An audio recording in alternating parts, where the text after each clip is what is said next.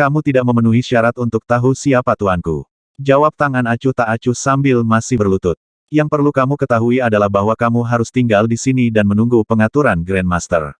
Aku akan mengajakmu menemui tuanku jika dia tidak mau mengambil kentang panas seperti kamu. Keanehan memenuhi wajah orang suci. Grandmaster Anda jangan bilang itu Tang Xiu. Di atas, berdiri di dekat jendela di lantai 2, Tang Xiu berbicara dengan nada penuh ketidakpedulian. Joyous Palace Scientist menatap ekspresi acuh tak acuh dan kemudian melirik kelompok Mo Awu di halaman. Dia ragu-ragu untuk sementara waktu tetapi akhirnya memutuskan untuk naik. Apa yang kamu inginkan? Anda harus tinggal di sini sejak saat ini dan menunggu kedatangan Sekte Buddha, kata Tang Xiu acuh tak acuh. Aku harap kamu bisa tetap jujur dan mengikuti mereka jika mereka mau membawamu kembali ke China, tapi kamu bisa berharap bahwa aku akan menyelamatkan hidupmu jika mereka tidak mau.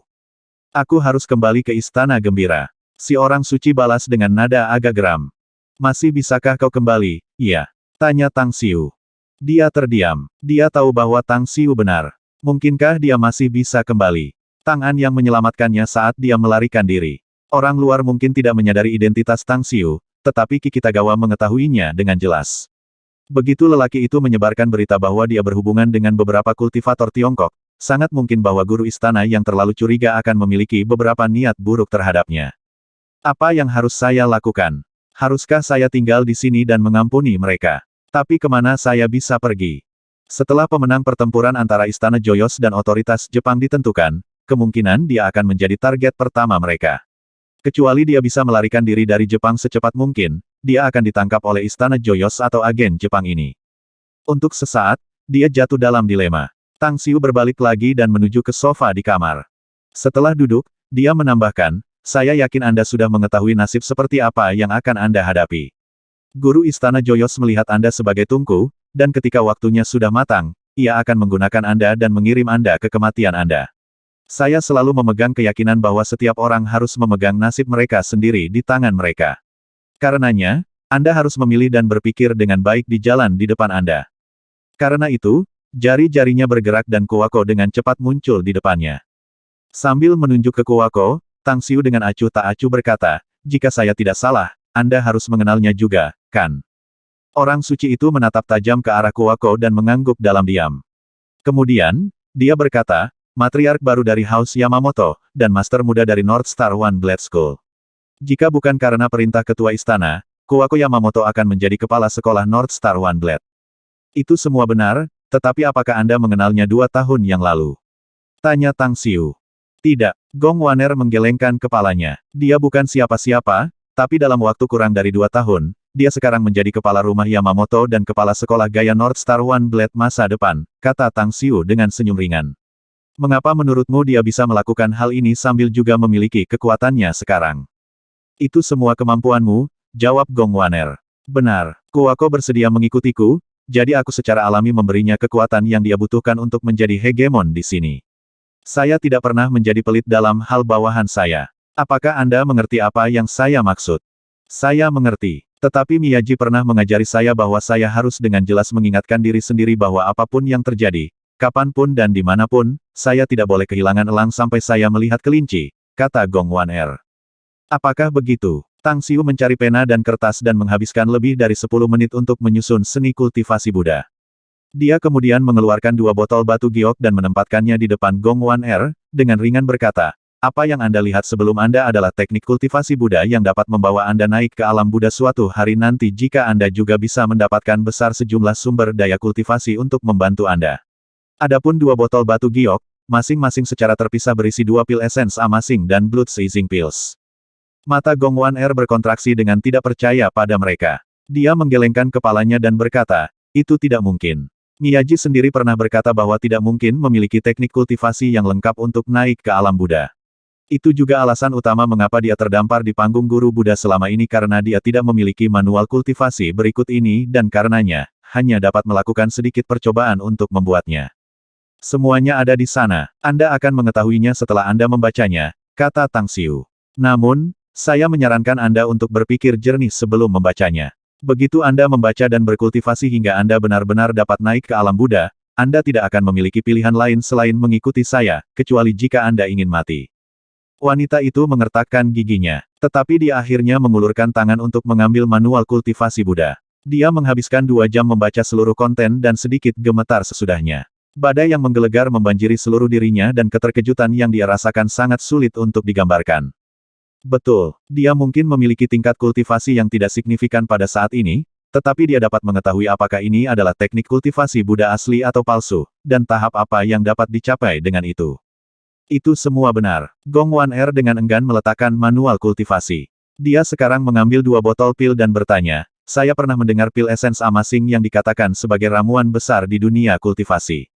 Tetapi dikatakan juga bahwa metode meramu telah hilang, jadi saya tidak berharap Anda memilikinya. Tapi pil apa itu pil pengebut darah ini? Apa dampaknya? Pil perebutan darah adalah obat untuk penyempurnaan tubuh dan konstitusi. Saya tahu Anda memiliki tingkat kultivasi yang baik, tetapi fisik dan konstitusi Anda buruk, yang merupakan penyebab utama yang memengaruhi kemajuan Anda. Meminum 2 pil perebutan darah akan membuat tubuhmu lebih kuat setidaknya 2 kali. Terkesiap. Gong Wan Er tidak bisa membantu tetapi terkesiap. Gandakan kekuatannya. Aku memang kurang memiliki fisik dan penyempurnaan konstitusi karena Miyaji tidak pernah mengizinkanku untuk berlatih seni rahasia atau cara lain untuk meredam fisikku. Itulah alasan kekuatan fisikku bahkan lebih buruk daripada murid lain dari Joyous Palace. Namun, bahkan jika kekuatan fisiknya sangat buruk, itu, bagaimanapun, telah mencapai tingkat yang cukup menakutkan. Namun, 2 pil perebutan darah dapat menggandakan kekuatan fisiknya. Itu hanya efek yang sangat mengerikan. Tang Xiu mengangkat satu kaki dan meletakkannya di atas yang lain. Dia menyalakan rokok lagi dan perlahan-lahan mengeluarkan asap masuk dan keluar, menunggu jawaban Gong Wan Er. Dia ingin dia menjadi bawahannya karena dia telah menyusun rencana. Di satu sisi, itu karena konstitusinya, sementara yang lain adalah fakta bahwa ia dapat menawarkan bantuan nanti. Misalnya, kampanye untuk membasmi Istana Gembira. Contoh lain adalah, dia bisa menanam paku di alam Buddha begitu dia naik ke sana. Setelah dia naik ke dunia immortal di masa depan, tidak akan terhindarkan bahwa dia akan berurusan dengan orang-orang di alam Buddha, sehingga menanam agennya di sana perlu. Akhirnya, Gong Wan Er melirik Kuwako, lalu ekspresi tegas muncul di wajahnya saat dia dengan serius berkata, aku berjanji padamu. Tang Xiu mengacungkan jempol dan memuji. Mereka yang memahami situasinya cerdas dan luar biasa. Anda menabrak saya, itulah peluang besar yang pernah Anda miliki dalam hidup Anda. Baiklah, saya akan memiliki set percobaan untuk Anda dan Anda akan memenuhi syarat untuk menjadi murid dari Sekte Tang saya jika Anda lulus. Pengadilan apa? Gong Wan Er tampaknya sudah bisa menebaknya, tapi dia masih bertanya. Aku akan mencabut Istana Joyous dan membunuh Master Istana. Tang Xiu perlahan menjelaskan, tapi ini hanyalah langkah pertama, sedangkan yang kedua adalah menghancurkan semua ahli di bawah bendera Jenderal Fukuda.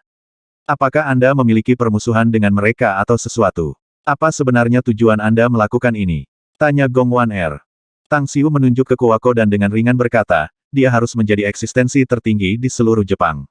Setiap kata dan perbuatannya akan menentukan nasib, kebangkitan dan kejatuhan negara ini. Gong Wan Er tidak bisa membantu tetapi bergidik karena dia takut dengan kata-kata Tang Xiu dan seberapa besar ambisinya. Dia sebenarnya ingin mengendalikan seluruh Jepang.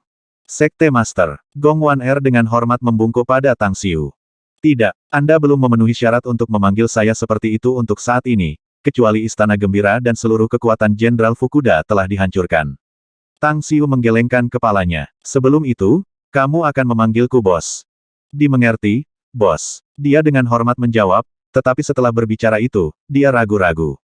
Kemudian, dia bertanya, tapi bos apakah Anda benar-benar ingin membunuh guru Istana Joyous? Bisakah kamu?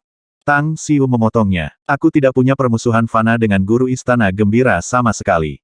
Tidak pernah ada alasan bagi saya untuk membunuhnya, tapi dia pembangkang Sekte Buddha, sisa. Bahkan jika saya tidak membunuhnya, orang-orang Sekte Buddhis itu kemungkinan akan segera tiba dan dia sudah mati. Sekte Buddhis. Gong Wan Er terdiam. Dia sudah lama tahu tentang permusuhan yang mendalam antara Miyaji dan Sekte Buddha, tetapi sedikit yang dia harapkan bahwa lelaki itu ternyata adalah sisa dari para pengkhianat Sekte Buddha di Cina. Tang Xiu bangkit dan memimpin Kuwako Yamamoto dan Gong Yan Er ke lantai pertama halaman. Setelah melihat tangan yang berlutut di sana, ia dengan ringan berkata, ini adalah ketidaktaatan pertama Anda. Saya tidak ingin memiliki yang kedua. Mengerti. Tang An mengendur. Dia tahu bahwa hukumannya sekarang hanyalah masa lalu. Pokoknya, saya perlu tahu situasi di sana, tambah Tang Xiu. Kuwako, Ubah penampilanmu lagi dan pergi ke sana bersama orang-orangmu untuk menanyakan kabar itu. Menerima pesanan. Kuoko menjawab singkat dan meninggalkan halaman dengan cepat. Dan kamu, Tang An. Jika pertempuran di sana sudah berakhir dan siapapun pemenangnya, situasi sekarang di ibu kota akan sangat rapuh dan kacau bahkan dengan sedikit gangguan. Kuoko mungkin telah mengubah penampilannya, tetapi beberapa orang yang taat mungkin akan membuatnya waspada. Anda harus mengikutinya dan membawanya pergi segera jika ada keadaan aneh terjadi. Anggap saja sudah selesai, jawab Tang An dengan hormat. Setelah Tang An pergi, Mo Au berjalan ringan ke samping Tang Xiu dan berbisik, apakah kamu lupa satu hal, Sekte Master? Apa itu? Tanya Tang Xiu. Jika saya ingat dengan benar, Anda tampaknya telah memasukkan ponsel Anda ke cincin interspatial Anda sebelumnya, kata Mo Au. Tang Xiu menatap kosong sejenak. Dia tiba-tiba ingat bahwa dia masih menunggu panggilan dari orang-orang Sekte Buddha. Setelah mengeluarkan ponsel di interspatialnya, ia memeriksanya dan hanya menemukan pesan singkat dari Kang Xia. Bos, silakan hubungi kembali segera setelah Anda membaca ini. Setelah membaca teks dari Kang Xia, Tang Xiu tahu dia menghadapi sesuatu yang penting. Mengingat kepribadiannya, dia tidak akan dengan mudah menghubunginya jika masalahnya adalah sesuatu yang bisa dia tangani. Kamu sudah mencari saya, Kang Xia. Kamu akhirnya memanggil, bos. Ngomong-ngomong, aku punya dua hal untuk dilaporkan. Suara bahagia Kang Xia ditransmisikan dari telepon. Masalah apa ini? Tanya Tang Xiu. Yang pertama adalah tentang pelaku bisnis dari 36 negara di seluruh dunia. Kami mendapat total 470 direktur perusahaan, yang semuanya telah berkumpul di Star City, berharap mendapatkan hak distribusi produk kami. Saya telah menugaskan beberapa orang untuk menganalisis portofolio perusahaan mereka dan rinciannya harus ada di meja saya dalam seminggu, yang akan saya ulas dan putuskan direksi perusahaan mana yang akan dihubungi. Anda memberi saya aturan dasar sebelumnya untuk hanya memilih satu distributor untuk setiap negara. Itu berarti hanya 36 perwakilan yang akan dipilih pada akhirnya. Namun, saya memperkirakan bahwa lebih banyak pemimpin grup perusahaan di luar negeri akan datang pada minggu depan. Karena itu saya berharap Anda dapat kembali ke Star City untuk memimpin acara. Tang Xiu memikirkannya sejenak dan kemudian dengan serius berkata, masalah ini memang sangat penting. Saya akan mencoba untuk pulang sesegera mungkin, tetapi sebelum itu, rilis konferensi pers bahwa Magnificent Tang Corp akan mengumumkan daftar distributor masing-masing negara bulan depan, sedangkan perusahaan yang ingin bekerja sama dengan perusahaan kami harus menyerahkan surat niat ke kantor kami. Tekankan bahwa Magnificent Tang Corp akan mengabaikan perusahaan grup luar negeri yang datang mengunjungi kami secara langsung. Kapan kamu kembali, kalau begitu? Tanya Kang Xia. Aku mungkin tidak bisa kembali untuk sementara waktu. Tang Xiu memaksakan senyum dan menjawab, aku di Jepang sekarang dan hal-hal yang sudah kuhadapi belum berakhir. Tapi yakinlah, saya akan bisa menyelesaikannya paling banyak dalam sebulan, maka saya akan langsung kembali ke Star City. Aku mengerti. Kang Xia menjawab dan melanjutkan, hal kedua adalah tentang metro baru di Star City. Sudah berjalan dengan lancar, tetapi kami mendapatkan begitu banyak pembeli dari seluruh negeri sehingga kami tidak dapat memenuhi permintaan bahkan jika tahap kedua telah sepenuhnya dikembangkan. Masalah lain yang perlu diperhatikan adalah tentang komando Star City yang kedua. Dia datang menemui saya dan Long Hanwen beberapa hari yang lalu, berharap kami bisa menimbun semua rumah di sana. Tang Xiu mengerutkan alisnya dan bertanya, apa pendapatmu tentang yang ini? Kami masih memiliki banyak properti di bawah kendali kami saat ini, jadi saya pikir kami bisa menjual semuanya, kata Kang Xia. Tetapi perusahaan kami masih terdaftar di daftar prioritas teratas karena urutan muka dari fase kedua, yang berarti bahwa kami dapat menyimpan banyak properti di fase kedua meskipun semua properti dari fase pertama semuanya terjual habis. Hal yang sama dapat dikatakan untuk fase ketiga, keempat, dan selanjutnya di masa depan. Bagaimanapun, kita dapat menggunakan perbedaan dalam penghasilan dan mengambil harga rata-rata untuk mendapatkan banyak pendapatan. Bagaimana dengan pendapat Long Hanwen? Tanya Tang Xiu. Mirip dengan milikku, kurang lebih, jawab Kang Xia. Tapi dia bilang dia ingin menanyakan pendapatmu dulu. Jika Anda setuju bahwa perusahaan kami akan menjual semua properti pada fase pertama, Long Group juga akan mengikuti dan menjual semua real estate yang mereka miliki dalam stok. Jika demikian, maka jual semuanya. Tang Xiu memutuskan, yang paling saya pedulikan saat ini adalah berapa banyak uang yang bisa kami tarik dalam waktu singkat begitu semua properti terjual. Bagaimanapun, berapa banyak dana yang tersedia untuk digunakan sekarang? Sekitar 60 miliar, jawab Kang Xia. Tang Xiu merenung sejenak dan tersenyum masam. Itu sedikit. Tapi untuk apa kau membutuhkannya? Tanya Kang Xia. Baru-baru ini saya menemukan bahwa ada begitu banyak kultivator di dunia. Jika kebetulan kekuatan-kekuatan utama itu terus memperluas kekuatan mereka di masa depan, sangat mungkin kita perlu menyimpan lebih banyak sumber daya kultivasi. Itu sebabnya saya membutuhkan sejumlah besar dana untuk membeli sumber daya ini dan merebutnya dari kekuatan-kekuatan utama di seluruh dunia. Paling tidak, Tang Sekte perlu menimbun sumber daya kultivasi yang cukup untuk dikonsumsi semua murid selama 20 tahun. Namun, bukankah kamu mengatur kedua pulau di Laut Cina Selatan untuk tujuan ini? Tanya Kang Xia buru-buru. Sumber daya dari mereka tidak cukup. Jauh dari cukup. Tang Xiu tersenyum masam dan melanjutkan, jumlah sumber daya kultivasi yang dapat disediakan oleh kedua situs itu tidak signifikan dibandingkan dengan jumlah sumber daya yang dibutuhkan oleh semua murid Tang Sek untuk dikonsumsi di masa depan. Kang Xia terdiam selama sekitar 2 menit. Lalu, dia tiba-tiba berkata, "Yah, kita sebenarnya bisa mendapatkan sejumlah besar dana dalam waktu singkat. Kamu bisa mewujudkannya. Berapa banyak yang bisa Anda dapatkan?" Tanya Tang Xiu dengan cepat dengan ekspresi yang sedikit bergeser. Itu dari hak distributor untuk produk-produk perusahaan kami. Kami dapat meminta pembayaran di muka untuk hak agensi. Jumlah totalnya kira-kira melebihi 100 miliar dan kami kemungkinan akan mendapatkan lebih banyak jika kami ingin menjual setiap produk secara terpisah. Biaya hak distributor dan pembayaran di muka. Mata Tang Xiu langsung bersinar. Dia dengan senang hati menepuk pahanya sendiri dan berkata, "Kang Xia, begitu Anda telah menjual semua properti metro baru yang telah kami penuhi, segera transfer 50 miliar yuan ke akun saya." "Salin itu," jawab Kang Xiu dengan anggukan. Pembicaraan berlangsung lama sebelum Tang Xiu menutup telepon.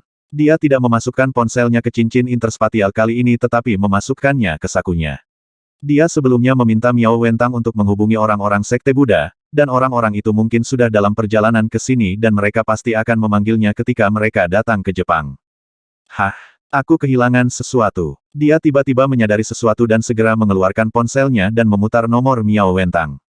Sebuah insiden besar baru saja terjadi di Jepang dan seluruh negara sangat mungkin dalam kekacauan. Orang-orang dari Sekte Buddhis China itu pasti akan menonjol ketika mereka tiba di Jepang dan karenanya, akan diperhatikan oleh Joyous Palace dan otoritas negara ini dalam waktu singkat. Jika itu terjadi pada waktu itu, meskipun ia ada di sana untuk membantu mereka, ia akan mengalami kesulitan mengabaikan pelacakan pihak yang berkepentingan. Akan terbukti sangat sulit bagi dia atau orang-orang Sekte Buddhis itu untuk mengambil tindakan apapun. "Yo, ada apa, Kakak Tang?" Suara Miao Wentang keluar dari telepon. "Apakah Anda bertemu dengan orang-orang Sekte Buddha itu, Brother Miao?" Tanya Tang Xiu secara langsung. "Ya, aku sudah bertemu mereka dan mereka sudah berangkat. Mereka menghabiskan sejumlah uang untuk bergabung dengan grup wisata dan pergi dengan perahu," kata Miao Wentang sambil tersenyum. "Maksudmu orang-orang Sekte Buddha itu sudah di laut ke Jepang?" Tanya Tang Xiu buru-buru. "Ya," jawab Miao Wentang. "Cepat dan berikan nomor kontak para biarawan Buddha itu." Tanya Tang Xiu. "Jepang sangat kacau pada saat ini dan beberapa perubahan aneh pasti akan terjadi ketika mereka datang ke sini. Itu sebabnya saya harus menghubungi mereka dengan cepat." Miao Wentang tertegun dan tersenyum masam. "Seharusnya kau memberitahuku itu sebelumnya, Kakak Tang. Saya tidak memiliki nomor selnya, tetapi saya memberikan nomor Anda kepada mereka. Saya juga mengatakan kepada mereka untuk menghubungi Anda begitu mereka tiba di Jepang." Tang Xiu terdiam beberapa saat dan kemudian berkata, "Apakah Anda tahu nama grup wisata yang mereka kunjungi? Bantu saya mengetahuinya dan beritahu saya sebelum mereka tiba di Jepang." "No prob." Miao Wentang menjawab dengan kasar dan segera menutup telepon. Setelah setengah jam berlalu, Tang Xiu menerima pesan dari Miao Wentang. Setelah membacanya, dia segera memanggil Suesa dan He Xiong, mengatakan, "Kalian berdua harus pergi ke pelabuhan Taiga. Pastikan untuk memasukkan liner sebelum merapat. Temukan beberapa biksu Buddha di sana dan berhati-hatilah ketika Anda mengawal mereka di sini. Dapatkah engkau melakukannya?" "Kita bisa melakukannya." Keduanya bertukar pandang dan mengangguk dengan tegas. Saat Suesa dan He Xiong pergi, Tang Xiu diam-diam memikirkan bagaimana menyelesaikan para biarawan Buddha ini. Situasi di Jepang sangat kacau dan sekarang bukan waktu terbaik bagi Sekte Buddha untuk secara aktif menekan Istana Gembira dan menghancurkannya sepenuhnya. Alasannya adalah karena Jenderal Fukuda, yang sama sekali tidak akan tinggal diam. Segera setelah itu, Kuwako kembali setelah mengumpulkan intel dari luar. Tang Xiu terdiam ketika dia melaporkan hasil pertempuran antara Istana Joyous dan otoritas Jepang. Istana Joyous telah hilang. Dia sudah menebaknya, namun dia masih merasa kasihan. Itu karena ketua Istana Joyous kemungkinan memilih untuk segera tetap rendah setelah pukulan berat. Dia juga dapat memilih untuk memindahkan Istana Joyos ke beberapa lokasi aman lainnya. Gong Wan-er. Tang Xiu perlahan mengangkat kepalanya dan mentransmisikan suaranya ke telinga Gong Wan-er di lantai pertama. Tak lama setelah itu, Gong Wan-er muncul di hadapannya dan dengan hormat berkata, "Apakah Anda memiliki instruksi untuk saya, bos?" "Saya baru saja menerima kabar bahwa Istana Joyos telah dikalahkan dalam pertempuran itu," kata Tang Xiu ringan. Tentu saja, kegagalan itu sendiri diberikan mengingat tempat ini adalah wilayah Jenderal Fukuda. Kekalahan Istana Joyos, bagaimanapun, hanya kekuatan yang dimilikinya di ibu kota. Karena itulah aku memanggilmu ke sini. Ekspresi menjadi gelap, Gong Wan-er bertanya.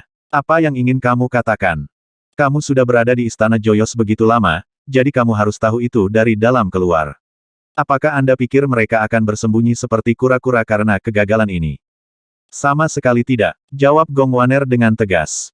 "Mengapa begitu yakin?" Tang Xiu mengangkat alisnya dan bertanya dengan heran. "Kamu tidak mengenalnya, kamu juga tidak tahu kekuatan dan kengeriannya. Baik itu nyonya atau 72 potongan catur, mereka hanya bagian dari kekuatan yang diungkapkan kepada dunia luar. Tidak seperti orang luar yang mungkin tidak menyadarinya, saya tahu bahwa ia memiliki kartu mematikan lainnya."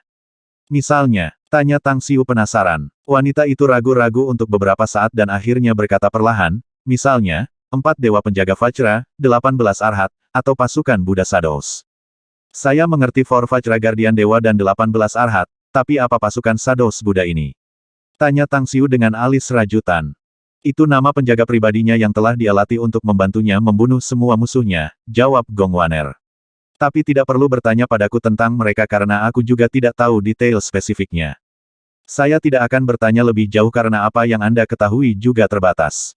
Tang Xiu berdiri dan berkata, "Tapi tebakan saya, dia telah menjaga sekte Buddha di Tiongkok selama ini, jadi para ahli yang dia latih ini rahasia harus menjadi persiapannya untuk berurusan dengan sekte Buddhis. Pokoknya, mari kita pergi dan bertemu beberapa orang." Gong Wan-er ragu-ragu dan kemudian bertanya, "Apakah Anda akan menjemput orang-orang dari sekte Buddha?" "Itu benar." Tang Xiu mengangguk. "Saya memilih untuk mengikuti Anda, jadi saya percaya Anda tidak akan membahayakan saya," kata Gong Wan-er. "Tapi beberapa orang akan mengenaliku jika aku pergi denganmu seperti ini. Kita bisa berharap banyak masalah jika itu terjadi."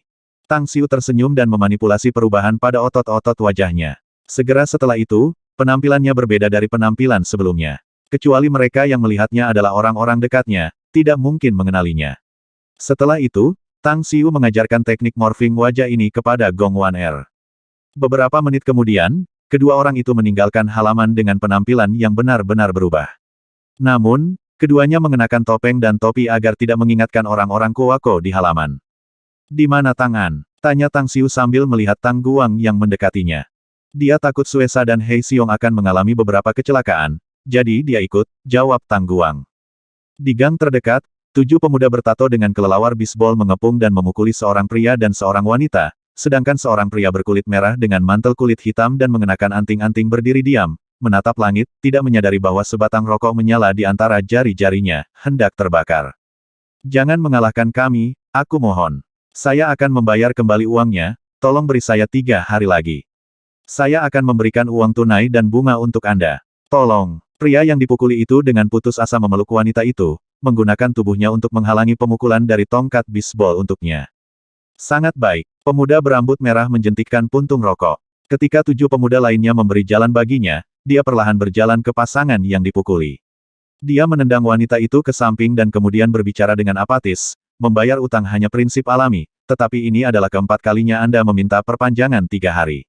Apakah Anda pikir saya masih harus percaya pada Anda atau apa?" Pria dengan wajah lebam itu berjuang untuk berdiri. Dia berlutut di depan pemuda berambut merah dan buru-buru memohon. "Itu hanya perlu. Saya sudah membayar sebagian dari pinjaman sebelumnya, tetapi bunga yang Anda tetapkan terlalu tinggi. Aku tidak bisa membeli sebanyak itu sekaligus. Itu urusanmu, bukan milikku." Pemuda berambut merah itu mencibir.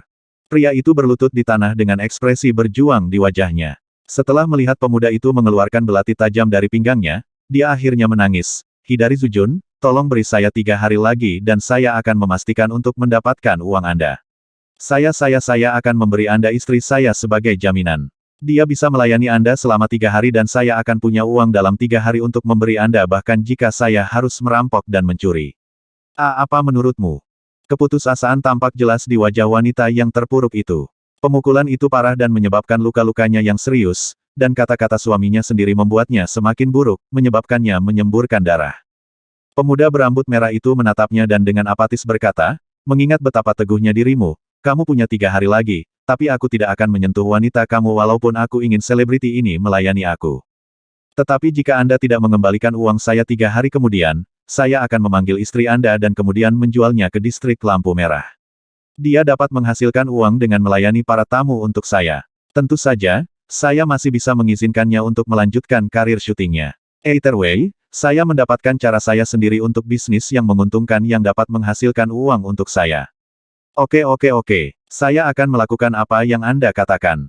Pria itu berhenti menangis dan dengan putus asa mengangguk beberapa kali. Puluhan meter dari gang, Tang Xiu dan Gong Wan-er diam-diam berdiri di sana. Mereka telah melihat segalanya sejak saat pasangan itu dipukuli sampai kesimpulan negosiasi antara pemuda berambut merah dan lelaki itu.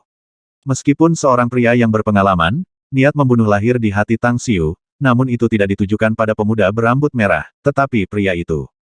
Dia hanya menggunakan istrinya untuk membayar utangnya sendiri. Makhluk ini tidak pantas menyebut dirinya manusia. Dia tidak layak menjadi satu dan bahkan tidak boleh hidup di dunia ini. Tidak perlu menebak lebih lanjut untuk Tang Xiu karena dia bisa mengatakan bahwa pria ini tidak akan pernah menjaga kesejahteraan istrinya, apakah dia masih hidup atau mati nanti. Dia tidak akan pernah kembali dengan uang yang dia miliki 3 hari kemudian. Bagaimana menurut Anda? Tang Xiu melirik Gong Wan-er dan dengan acuh tak acuh menyelidikinya.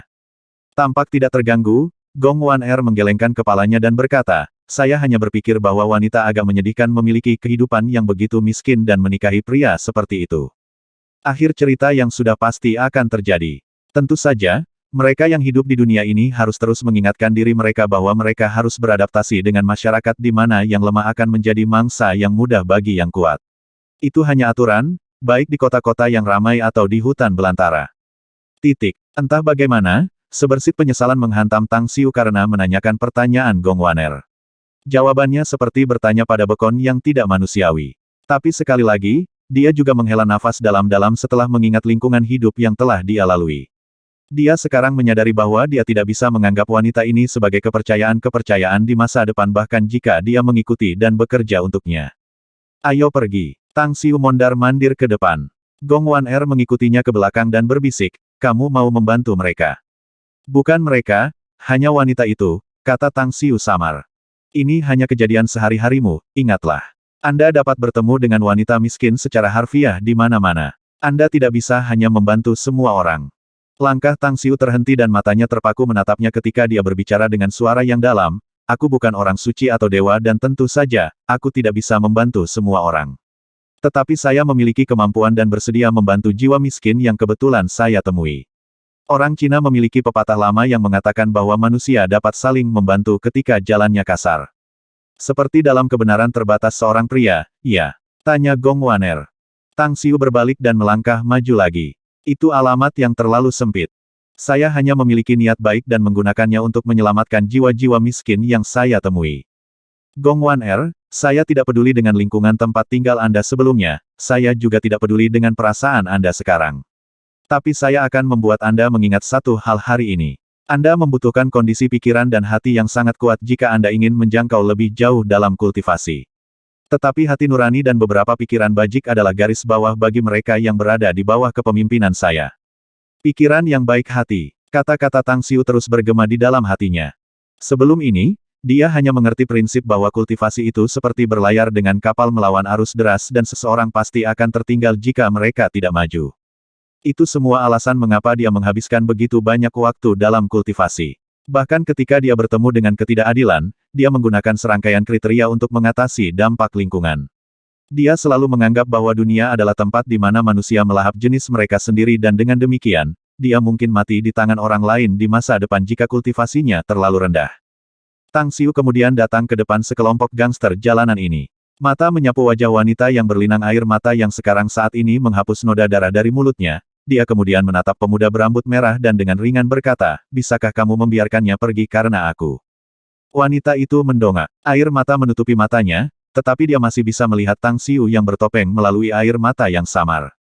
Pemuda berambut merah itu menyipit dan mengeluarkan sebatang rokok dan menyalakannya. Dia menghirup asap dalam-dalam dan menghembuskannya ketika dia bertanya dengan ekspresi jelek, mereka yang menusuk hidung dan mencampuri urusan orang lain biasanya berakhir tragis, Tuan. Anda harus tahu itu. Anda ingin menempelkan hidung Anda di sini, apakah Anda yakin dapat mengatasi akibatnya? Aku orang yang sibuk, tapi kebetulan aku menabrakmu, jadi aku akan menerimanya, kata Tang Xiu. Aku tidak peduli apakah pria itu berhutang uang padamu atau yang lainnya, tapi itu tidak ada hubungannya dengan wanita itu. Saya tidak peduli jika Anda melepas orang ini atau membunuhnya. Lelaki itu langsung geram setelah mendengar ucapannya dan berteriak keras, siapa FK kamu dan dari mana kamu berasal, brengsek. Enyahlah, ini adalah bisnis saya dan tanggung jawab saya. Niat membunuh di hati Tang Xiu semakin kuat, tapi dia masih mengabaikannya. Dia terus memandangi pemuda berambut merah itu dan berkata, kata-kata jalanan mengatakan seseorang bertanggung jawab atas setiap keluhan dan setiap utang memiliki pengutangnya sendiri. Tidak perlu melibatkan pihak ketiga dalam bisnis ini. Pria itu berhutang uang padamu, namun dia melunasinya dengan wanita. Tidakkah menurut Anda itu terlalu berlebihan? Bahkan jika Anda seorang gangster dan bahkan anggota pasukan bawah tanah, Anda juga harus mengetahui kebiasaan dunia kita. Pemuda berambut merah itu mengambil lebih banyak isapan dan menjawab dalam bahasa Inggris yang juga fasih, hanya dari apa yang kamu katakan dan fakta kamu membuatku berdiri di sini, aku ingin kamu pergi. Dan terakhir, izinkan saya memberitahu Anda sesuatu kata-kata Anda akan membuat saya membiarkannya pergi seandainya beberapa tahun yang lalu. Tapi sekarang, hanya uang yang penting bagiku, tidak ada yang lain. Pergi saja. Berapa harganya? Tanya Tang Xiu. Pemuda berambut merah itu memberinya tatapan terkejut dan perlahan-lahan mengukur Tang Xiu dari ujung kepala sampai ujung, bertanya, apakah kamu mau membayarnya untuk mereka, secara kebetulan? Berapa banyak? Tanya Tang Xiu lagi. 10 juta? Jawab pemuda itu. Dalam yen Jepang, tanya Tang Xiu ringan. Kamu mengerti? Pemuda itu mengangguk. Mengejek pria yang mencurigakan itu, Tang Xiu mencibir. Heh, kamu pecundang sekali. Hanya 10 juta yen atau 100.000 dolar AS, namun Anda bahkan dapat menjual istri Anda untuk itu. Anda benar-benar sampah sejenis sampah yang memboroskan sumber daya bumi. Anda bisa bergegas dan menemukan tempat untuk melakukan harakiri. Setelah mengatakan itu, dia melihat kembali pada pemuda berambut merah dan dengan acuh tak acuh berkata, aku akan memberimu 200.000 jika kamu berani membunuh sampah ini untukku. Baik, sebuah cahaya dingin menyala di mata pemuda itu. Saat suaranya memudar, dia menjentikkan puntung rokok ke wajah pria itu dan belati tajamnya melintas dan menusuk dada pria itu. Semuanya dilakukan dengan sangat cepat dan dia langsung mengeluarkan belati dari hati pria itu dan langsung memotong lehernya. Pembunuhan itu dilakukan dengan cara yang rapi dan bersih. Tang Xiu menyipitkan matanya dan bahkan melepaskan indera spiritualnya. Melalui pengamatan mendalam, dia menyadari betapa acuh tak acuh pemuda itu. Bahkan tidak ada sedikit pun fluktuasi emosional yang datang darinya ketika dia melakukan pembunuhan yang begitu kejam. Benih yang bagus untuk seorang pembunuh. Tang Xiu berseru dalam hati dan bertanya, apakah Anda memiliki seorang master atau majikan? Seorang ahli. Pemuda berambut merah itu terguncang dalam hati. Seolah menyadari sesuatu, dia menoleh untuk melihat 7 pemuda lainnya dan berkata, bawa mayat itu dan perhatikan untuk tidak ditemukan oleh siapapun. Cepat lemparkan ke laut dan lepaskan saya dari masalah nanti. Dimengerti, 7 pemuda itu jelas memiliki keturunan yang sama. Mereka dengan cepat membawa mayat itu dan memasuki van di gang saat mereka dengan cepat pergi. Setelah itu, pemuda berambut merah itu menatap Tang Xiu dengan serius dan berkata, tidak punya master, tapi bos pekerjaan dan masalah uang. Ketertarikan Tang Xiu terguncang dan dia bertanya lagi, kamu tahu hal lain juga, bukan? Aku mendengar sesuatu dari Master Black Wolf Hall, Masa Osaka, ketika dia mabuk. Itu nama, kata pemuda berambut merah itu. Mau berbagi? Tanya Tang Xiu serius. Istana gembira, jawab pemuda itu. Dia kemudian mengeluarkan sapu tangan hitam dan menyeka belati. Setelah memasukkannya kembali ke pinggangnya, dia berkata, saya selalu ingin membuat diri saya lebih kuat. Saya tidak ingin moncong diarahkan ke kepala saya juga tidak ingin melihat kerabat saya terbunuh di depan mata saya. Kamu punya perselisihan? Tanya Tang Xiu. Musuh-musuhku sudah mati, jawabnya dengan suara dingin. Bagus. Itu tidak buruk. Tang Xiu bertepuk tangan. Kamu tidak dilahirkan dengan sifat bawaan untuk membunuh, tetapi malah terbangun karena rangsangan. Bagaimana kalau menjadi bawahan saya? Itu jika Anda menginginkannya. Pemuda berambut merah itu sedikit bergetar. Dia menatap Tang Xiu dan bertanya, bisakah kamu membuatku lebih kuat? Saya bisa membuat Anda 100 kali lebih kuat dari Anda saat ini dalam beberapa tahun ke depan, kata Tang Xiu. Menguasai. Dengan cara yang sangat sederhana, pemuda itu langsung berlutut di depan Tang Xiu. Kamu mempercayaiku begitu saja? Tanya Tang Xiu dengan alis terangkat. Aku tidak, tapi aku ingin bertaruh untukmu. Pemuda itu menggelengkan kepalanya. Memberinya acungan jempol, Tang Xiu memujinya. Kau benar-benar di luar kebiasaan. Tapi aku menyukaimu, jadi kau sekarang bawahanku mulai hari ini. Gong Wan Er, bawa dia kembali. Tolong bawa aku juga. Wanita berwajah malang itu merangkak naik dari tanah sejauh 7 meter lebih dengan terhuyung-huyung menuju Tang Xiu. Dengan tubuh gemetar, dia berlutut dan berkata, saya tidak tahu apa artinya menjadi lebih kuat, tetapi saya hanya tahu bahwa Anda telah menyelamatkan saya. Anda baru saja membeli hidup saya dengan uang Anda dan hidup saya adalah milik Anda selama sisa hidup saya jika Anda menerima saya. Tang Xiu tertegun dan menatapnya. Kemudian, dia berjongkok untuk meraih pergelangan tangannya dan memeriksa denyut nadinya. Dia menemukan bahwa dia hanya seorang wanita biasa tanpa tanda-tanda memiliki sistem kultivasi apapun. Bahkan organ internalnya terluka parah karena pemukulan yang parah tadi. Apakah kamu ingin mengikuti saya juga? Kamu membelikanku, aku akan bekerja untukmu. Saya akan berakhir dengan nasib tragis jika Anda tidak menyelamatkan saya. Aku juga tahu kalau kamu bisa membuatku sangat kuat, jadi aku tidak perlu lagi khawatir mengandalkan pria lagi. Tang Xiu terdiam untuk sementara waktu dan kemudian tiba-tiba bertanya, apakah kamu berani membunuh? Wanita itu ragu-ragu. Tapi tak lama setelah itu, dia dengan tegas mengangguk dan berkata, aku akan membunuh siapapun yang kau pesankan padaku. Tang Xiu menoleh ke Gong Wan Er dan bertanya sambil tersenyum, bagaimana menurutmu? Haruskah saya menerimanya? Aku tidak akan melakukannya jika itu aku. Mereka terlalu mengerikan, kata Gong Wan Er. Tang Xiu mengeluarkan senyum yang membingungkan dan bermakna. Dia memandangi dua orang yang berlutut di depannya dan mengangguk. Aku menerimamu karena itu pilihanmu. Saya sekarang memberikan Anda teknik kultivasi untuk membuat Anda lebih kuat. Anda masing-masing juga akan menerima sejumlah uang dan beberapa pil untuk membantu kultivasi Anda, tetapi saya memberi Anda berdua setengah bulan untuk merasakan aliran Qi atau sirkulasi energi dalam tubuh Anda. Saya akan mempercayakan Anda beberapa misi dan tanggung jawab jika Anda berhasil dalam percobaan ini, tetapi jika Anda gagal merasakannya, Anda berdua hanya akan menjadi salah satu dari banyak orang yang hanya bekerja untuk saya, tetapi menemukan diri Anda hampir mustahil untuk mendapatkan pengakuan saya. Bolehkah saya bertanya apa arti merasakan sirkulasi energi? Tanya pemuda itu. Itu dijelaskan dalam manual kultivasi yang saya ajarkan kepada Anda. Teruslah mencoba merasakan aliran energi dalam tubuh Anda. Ketika Anda dapat merasakan dan mengedarkan energi di sistem Anda serta dapat mengendalikannya untuk waktu yang singkat, itu berarti Anda telah berhasil, atau gagal sebaliknya, kata Tang Xiu ringan.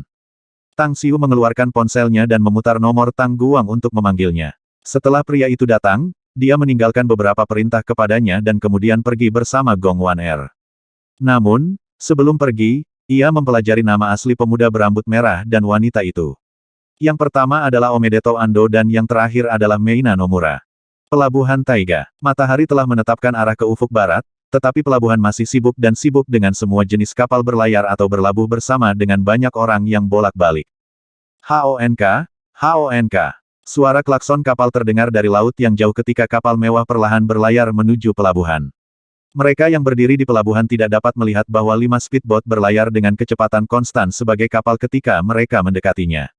Namun, beberapa figur di 2 speedboat berkedip dan melesat sangat cepat ke kapal mewah.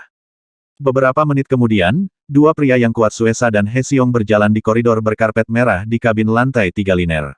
Kedua lelaki itu saling bertukar pandang dengan senyum bahagia dan dengan cepat berjalan ke ujung koridor. Kami dari Sekte Tang. He Xiong ini dengan rendah hati mencari pertemuan dengan para master di sini.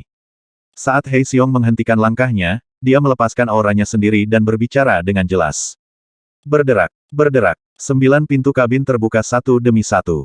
Para biksu terkemuka dalam pakaian kasaya dan masing-masing memegang tongkat berjalan keluar dari gubuk masing-masing.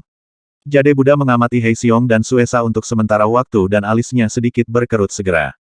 Dia bergabung dengan telapak tangannya dan menyapa mereka. Benefaktor mengatakan Anda dari Sekte Tang, bolehkah saya melihat tanda kredensial? He Xiong mengeluarkan token penatua dari Sekte Tang dan berkata, Sekte guru kami belajar dari Tuan Miao tentang kapal yang diambil oleh para tuan yang terhormat, jadi dia memerintahkan kami untuk bergegas untuk mengawal Anda terlebih dahulu. Jepang berada dalam situasi kacau pada saat ini, dan baik itu orang-orang istana gembira atau pasukan di bawah otoritas Jepang berada dalam siaga tinggi dan siap untuk berperang. Jika semua master di sini untuk memasuki Jepang secara terbuka, Anda semua akan ditemukan oleh siapapun dari dua kekuatan ini, sehingga menghalangi Anda untuk bergerak bebas di Jepang. Jade Buddha dan Blackface Buddha bertukar pandang dan keduanya berbicara pada saat yang sama, kalau begitu, kita harus merepotkanmu. Speedboat kami menunggu di Buritan. Saya ingin meminta para master untuk datang bersama kami, kata Hei Xiong. Segera setelah itu, 5 speedboat menembus gelombang dan menghilang ke laut jauh setelah mereka meninggalkan kapal mewah yang terus berlayar menuju pelabuhan. Setelah setengah jam berlayar, mereka dengan cepat berlabuh di pelabuhan kecil lain, puluhan kilometer jauhnya. Tidak ada kapal atau kapal barang berlabuh di sini selain dari beberapa kapal penangkap ikan dan hanya beberapa orang terlihat di pelabuhan. Tang Xiu memimpin Gongwan Air dan dengan tenang berdiri di pantai sambil menonton 5 speedboat. Saat Hei Xiong dan Suesa membawa 18 biksu terkemuka dari Sekte Buddhis ke darat, ia dengan cepat maju ke depan untuk menyambut mereka dengan senyum. Sudah cukup melelahkan untuk kalian semua, Tuan. Blackface Buddha sedikit mengerutkan alisnya ketika dia mengamati Gongwan Air di belakang Tang Xiu. Dia segera menatap Tang Xiu dan bertanya, bolehkah saya tahu siapa dermawan ini? Tang Xiu ringan tersenyum dan dengan cepat mengubah kembali otot-otot wajahnya ke aslinya. Kemudian, dia tersenyum berkata, kami belum pernah bertemu selama beberapa waktu. Apakah Anda baik-baik saja, Tuan Blackface Buddha? Blackface Buddha tampak terkejut dan bergabung dengan kedua telapak tangannya untuk memberi hormat. Ah, itu ternyata Sekte Master Tang.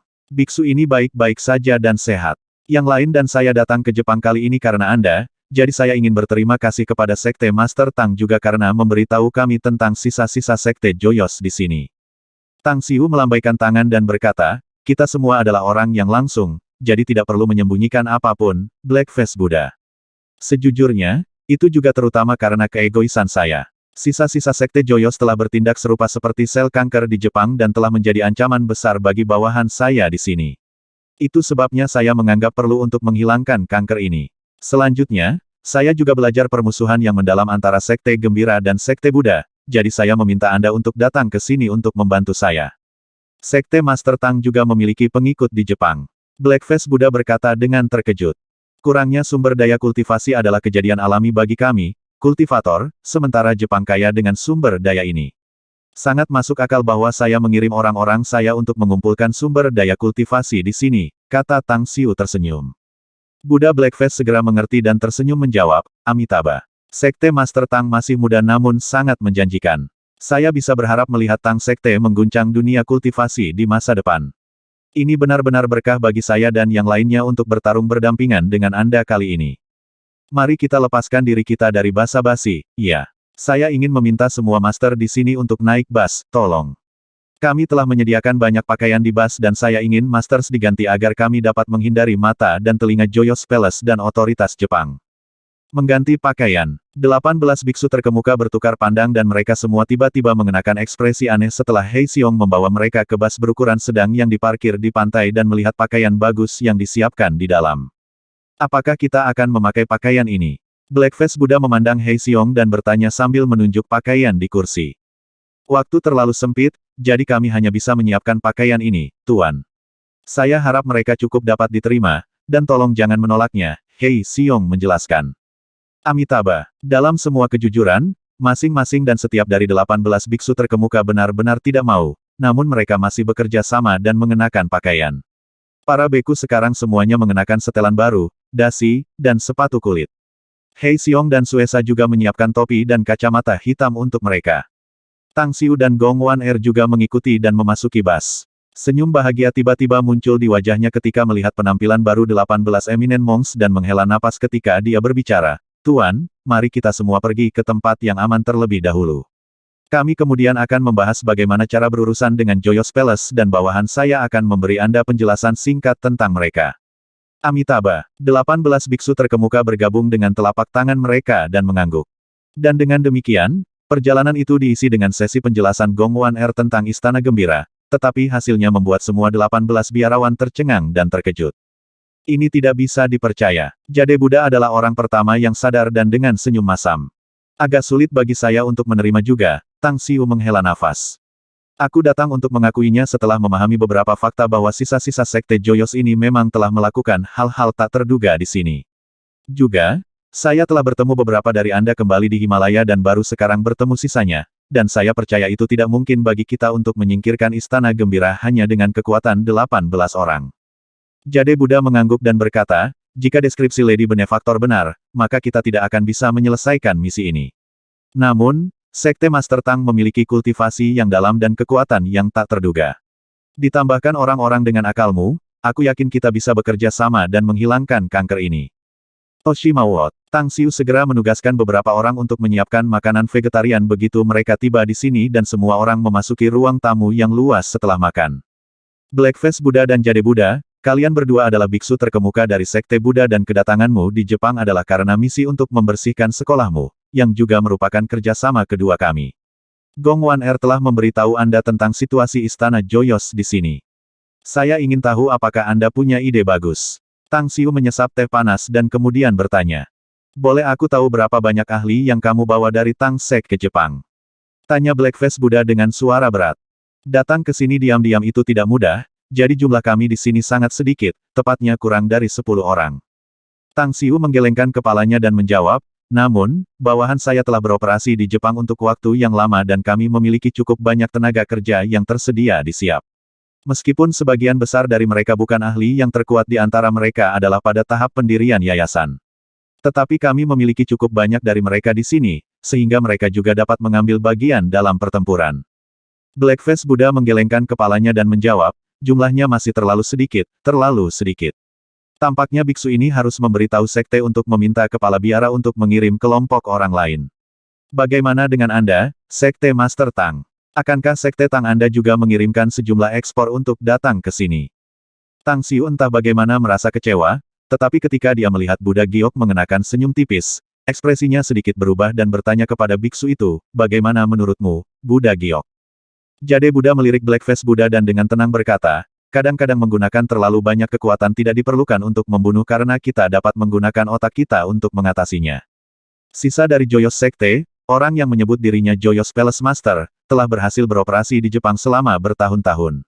Saya percaya dia tidak ingin melepaskan fondasinya di sini, sementara otoritas Jepang melihat mereka sebagai duri di mata mereka. Jika ada, kita dapat menggunakan kekuatan resmi negara ini untuk membunuh mereka terlebih dahulu. Mereka kemudian akan bertukar pukulan berat satu sama lain dan kita bisa memetik manfaatnya sebagai pihak ketiga. Mengangkat ibu jari ke arahnya, Tang Xiu memuji. Ide Jade Buddha kebetulan bertepatan dengan milikku. Juga, pejabat misterius Jepang, Jenderal Fukuda, tidak hanya telah melatih banyak praktisi, tetapi ia juga telah menggunakan orang-orang yang masih hidup untuk beberapa percobaan kejam untuk diam-diam membentuk pasukan pejuang genetik. Saya berasumsi bahwa semua master di sini tidak mengetahui istilah ini, jadi saya akan menjelaskannya kepada Anda. Prajurit genetika adalah mereka yang telah disuntik dengan gen beberapa binatang buas dan karenanya mewarisi beberapa sifat dan karakteristik binatang buas ini. Menggambar analogi untuk membuatnya lebih jelas, mari kita asumsikan bahwa seseorang disuntikkan oleh gen citah. Kecepatan dan kekuatannya akan meningkat pesat, namun mereka juga akan berubah mengamuk dan kejam seperti citah saat bertarung. Contoh lain adalah suntikan dengan gen monkey. Mereka akan sangat energi, kuat, cepat dan juga memiliki cakar dan gigi yang tajam. Secara keseluruhan, mereka seperti mutan. Senyum di wajah Jade Buddha membeku dan niat membunuh yang intens meluap di matanya setelah mendengarkan penjelasan Tang Xiu. Kemudian, dia berkata dengan suara yang dalam, mendengarkan uraian Anda, maka mereka tidak lagi manusia, Sekte Master Tang. Mereka bukan lagi manusia asli, memang. Tang Xiu mengangguk. Sifat buas yang sangat buas mengalahkan mereka, namun kekuatan mereka juga luar biasa. Yang paling penting, saya pernah membantu orang-orang dari Departemen Negara Bagian untuk memusnahkan laboratorium biokimia dan penelitian genetika tertentu yang dimiliki oleh kekuatan tertentu di Cina, dari mana saya belajar bahwa penelitian genetika seperti itu membutuhkan banyak manusia hidup untuk bereksperimen. Diduga, hanya sekitar 10% yang bertahan pada fase awal percobaan. Aku tahu lembaga negara tertentu di Jepang yang menjalankan laboratorium genetika seperti itu. Kuwako tiba-tiba menyela. House Yamamoto memiliki banyak orang dalam politik dan beberapa pekerjaan untuk pemerintah. Kebetulan beberapa dari mereka bertanggung jawab atas pekerjaan keamanan laboratorium penelitian rahasia ini. Laporan yang dia katakan kepada saya mengatakan bahwa beberapa ratus orang telah meninggal dalam penelitian di laboratorium ini. Sial, mereka layak untuk dibuang ke neraka Avici. Baik Jade Buddha maupun Blackface Buddha dengan marah berkata. Untuk Tang Xiu sendiri, agak tak terduga baginya bahwa Kuwako akan berbicara. Itu adalah niat awalnya untuk mengarahkan kemarahan para biksu Sekte Buddha ini kepada agensi Jepang ini, tetapi penolakan Kuwako memiliki efek yang jauh lebih baik daripada apa yang telah ia rencanakan. Tanpa diperhatikan, dia melemparkan tatapan memuji padanya dan kemudian dengan sungguh-sungguh berkata, "Dua Tuan, saya yakin Anda juga sadar bahwa orang-orang Jepang ini pernah melakukan dosa dan kejahatan di Tiongkok di masa lalu. Mungkin Anda juga mengalami dan menyaksikan bencana itu saat itu. Saya mengakui bahwa Jepang masih memiliki banyak orang baik, tetapi saat ini, beberapa orang yang kejam dan tidak manusiawi memegang kekuasaan di sini. Orang-orang Jepang pada akhirnya akan mengalami kesulitan jika kita membiarkan mereka pergi. Bahkan mungkin kita bisa melihat munculnya pasukan besar pejuang genetik di Jepang. Sementara kita membersihkan sekolah kita, kita mungkin juga memberikan pukulan berat kepada Jenderal Fukuda ini," kata Blackface Buddha dengan nada berat. "Setidaknya, kita harus menghancurkan laboratorium mereka dan agen genetik berbahaya itu." Jade Buddha memicingkan matanya yang berkilauan saat dia memandang Tang Xiu dan bertanya, "Apa pendapatmu tentang ini, Sekte Master Tang?"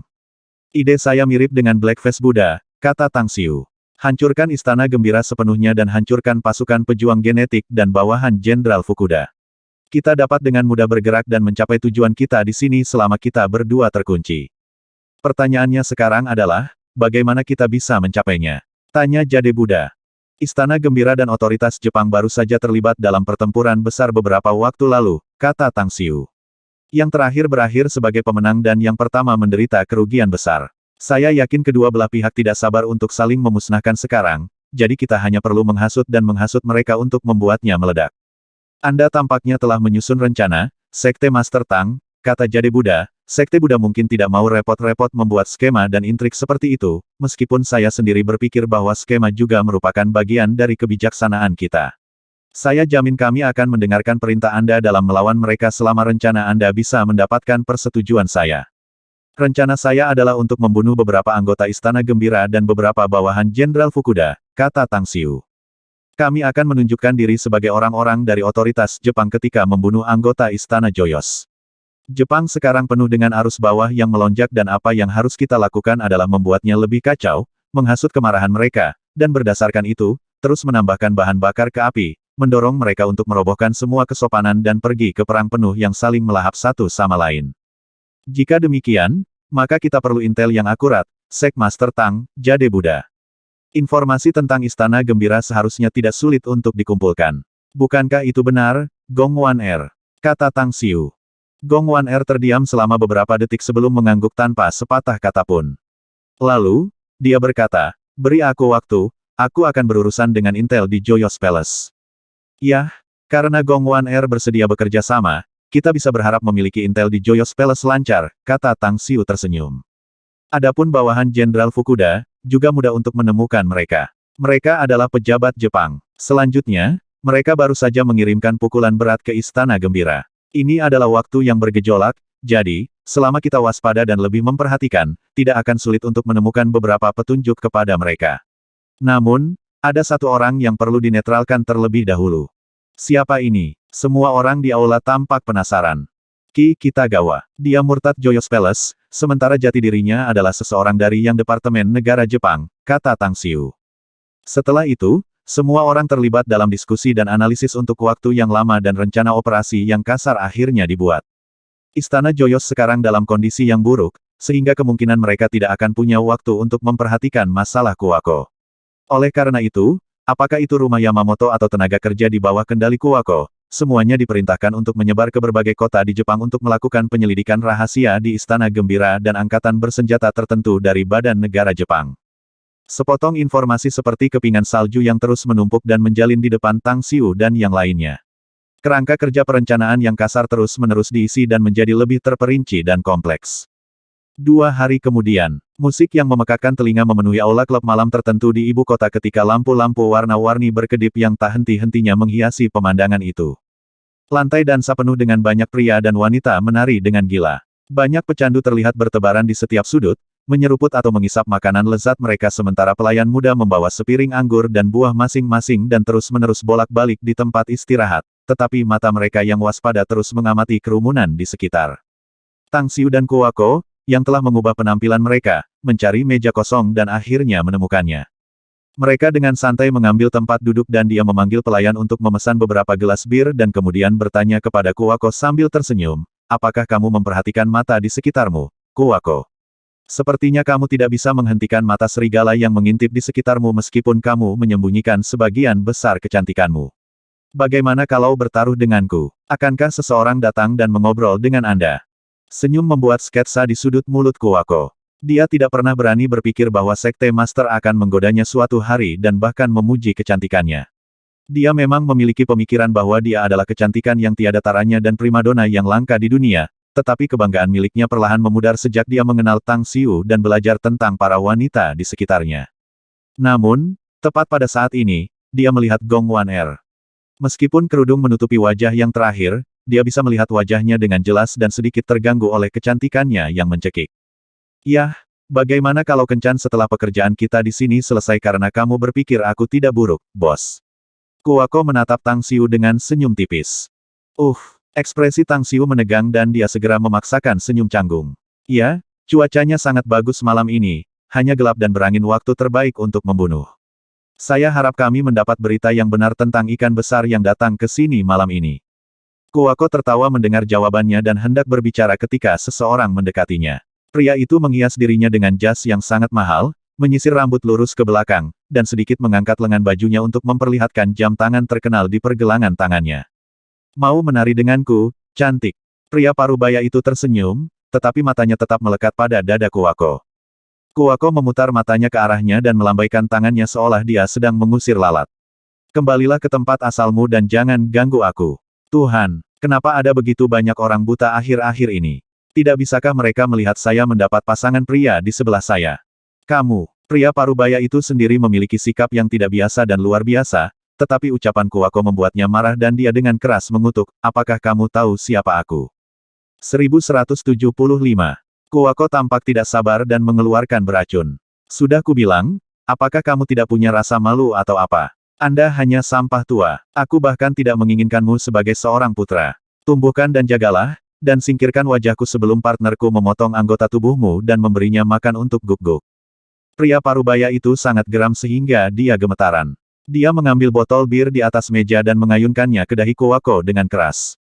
Menghancurkan. Botol itu pecah dan pecahan kaca pecah, alkohol dan darah berserakan.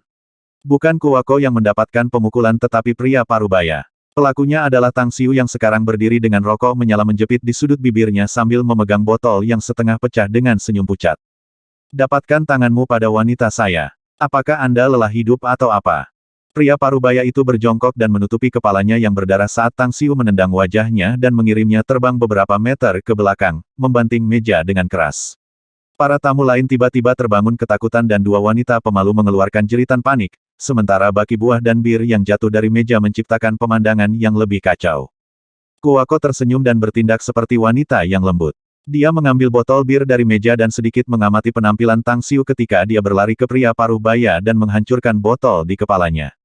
Tapi dia menutupi matanya dengan tangan lain dan menjerit panik sambil memukulnya. Setelah itu, bertingkah seolah dia kelinci yang ketakutan, dia berlari kembali ke Tang Xiu dan bersembunyi di belakangnya. Bajingan, kurang ajar kau. Insiden yang tiba-tiba dan tak terduga itu mengejutkan para lelaki di meja lain. Mereka tiba-tiba sadar ketika Kuwako bersembunyi di belakang Tang Xiu dan kemudian menyerbu ke arah mereka. Bam, bam, bam. Suesa dan Hei Xiong bergegas keluar dari kerumunan di dekatnya dan mengirimkan pukulan kuat pada orang-orang ini. Setidaknya, para penonton di sekitar berpikir bahwa mereka hanya kuat dan hanya menggunakan serangan sederhana. Namun, keempat pria itu terlempar dari kakinya dan berulang kali menjerit. Pemandangan menjadi lebih kacau dan membuat banyak orang meninggalkan tempat istirahat dan lari ke kejauhan. Hanya butuh setengah menit sebelum tempat itu dikosongkan, kecuali untuk kelompok Tang Xiu. Kalian semua, berhenti. Seorang pria parubaya yang tampak berbudaya dengan kacamata dalam rompi hitam dan kalung emas di lehernya bergegas bersama dengan empat pria besar di suit hitam, sedangkan para pelayan di sekitarnya mengelilingi kelompok Tang Xiu dengan mata yang melotot. Tang Xiu mengangkat tangannya untuk menghentikan Suesa dan Hei Xiong dari mengalahkan empat pria besar. Dia tersenyum dan melihat pria parubaya itu berlari mendekat, matanya melirik kartu tanda tangan di dadanya. Ada apa? Anda ingin menusuk hidung Anda? Tanpa terlihat lemah atau asin, Tang Xiu berbicara dalam bahasa Inggris yang fasih karena dia tidak tahu bahasa Jepang. Pria parubaya yang halus menyipitkan matanya dan berbicara dua kalimat dalam bahasa Jepang. Setelah mengetahui bahwa Tang Xiu tampaknya tidak memahaminya, dia segera beralih ke bahasa Inggris dan dengan dingin berkata, "Siapa sebenarnya kamu, Tuan? Klub malam ini berada di bawah manajemen saya dan Anda berani menyebabkan masalah di tempat di bawah yurisdiksi saya." Tang Xiu dengan malas mengambil cik lainnya ketika Kuako tiba-tiba keluar di belakangnya, memberinya cahaya dengan cepat dan dengan hati-hati berjalan kembali untuk bersembunyi di belakangnya. Tang Xiu kemudian menggambar dan meniup asap dua kali dan bertanya dengan kecepatan sedang, "Siapa namamu, Tuan?" "Oshima, Anda bisa memanggil saya begitu," kata pria itu dengan acuh tak acuh. "Yah, Tuan Oshima, saya harap Anda dapat dengan jujur menjawab pertanyaan serius yang akan saya tanyakan pada Anda." Tang Xiu perlahan mengangguk. "Maaf," jawab pria itu dengan suara berat. "Apa yang akan kamu lakukan jika pria lain menyukai wanita kamu dan melecehkannya di depan matamu dan memperlakukanmu seolah-olah kamu tidak ada?" tanya Tang Xiu. "Aku akan membunuhnya." Jawaban pria beradab itu sangat sederhana. Tang Xiu segera mengambilnya dengan nilai nominal dan memaksakan senyum. "Sial, sepertinya saya masih terlalu lembut. Tidak heran aku masih agak marah di dalam, ternyata aku harus membunuh omong kosong ini untuk melampiaskan amarahku. Ketika suaranya memudar, dia berlari ke depan pria parubaya itu, menjambak rambutnya, dan membanting wajahnya di sudut meja. Tubuh lelaki yang berjuang itu melunak dan napasnya berangsur-angsur menghilang bersama dengan hal-hal otak dan darah yang keluar dari kepalanya. Tang Xiu bertepuk tangan dan dengan gembira berkata, "Terima kasih banyak atas saran Anda, Tuan Oshima. Ternyata saya hanya bisa tenang setelah membunuhnya. Bagaimanapun, Anda hanya bertanya kepada saya mengapa saya membuat masalah di klub malam di bawah manajemen Anda, jadi saya akan menjawabnya sekarang. Orang ini saya baru saja membunuh pelecehan seksual wanita saya di depan mata saya. Apakah Anda pikir penjelasan saya cukup untuk Anda?" Dengan rasa dingin mengalir di punggungnya dan rasa tidak percaya mewarnai wajahnya, Oshima hanya bisa menatap pria parubaya yang perlahan-lahan kehilangan napas. Tangannya juga ternoda oleh pembunuhan dan dia sering melakukan perbuatan itu. Namun, tindakan Tang Xiu kejam dan berdarah dingin, bahkan di matanya. Itu karena dia belum pernah melihat orang yang masih bisa berbicara begitu tenang dengannya dengan senyum bahagia setelah membunuh seseorang. Seperti yang baru saja dia bunuh bukanlah manusia melainkan semut, atau seekor anak ayam. Diam-diam menarik napas dalam-dalam, Oshima menatap Tang Xiu dan berkata dengan suara berat, "Peduli untuk memberitahu saya nama, Mister. Apakah kamu tidak tahu bahwa membunuh itu melanggar hukum?" Tang Xiu mengangkat bahu dan berkata, "Kamu bertanya apakah aku tahu pembunuhan itu melanggar hukum? Bagaimanapun, saya lupa memberitahu Anda bahwa saya bukan orang Jepang. Saya tidak peduli seberapa ketat hukum di negara Anda, tetapi selama saya dapat dengan lancar meninggalkan Jepang, tidak mungkin bagi negara Anda untuk menghukum saya tidak peduli seberapa kuatnya hukum itu." Tatapan melotot Oshima menyapu Suesa dan Hei Xiong dan akhirnya mendarat di wajah Tang Xiu lagi. Dia mondar-mandir dua langkah mundur, melambai dan berteriak, "Tangkap mereka!" Tang Xiu menggelengkan kepalanya diam-diam dan tanpa daya berkata, "Tidak ada lagi omong kosong yang menyebalkan karena kamu memutuskan untuk menjemput kami, ya? Hei, kalian berdua bawa mereka dan bunuh para penjahat yang ingin menggertakku." Suesa dan Hei Xiong menarik pisau tentara Mitsubishi dari pinggang mereka secara bersamaan.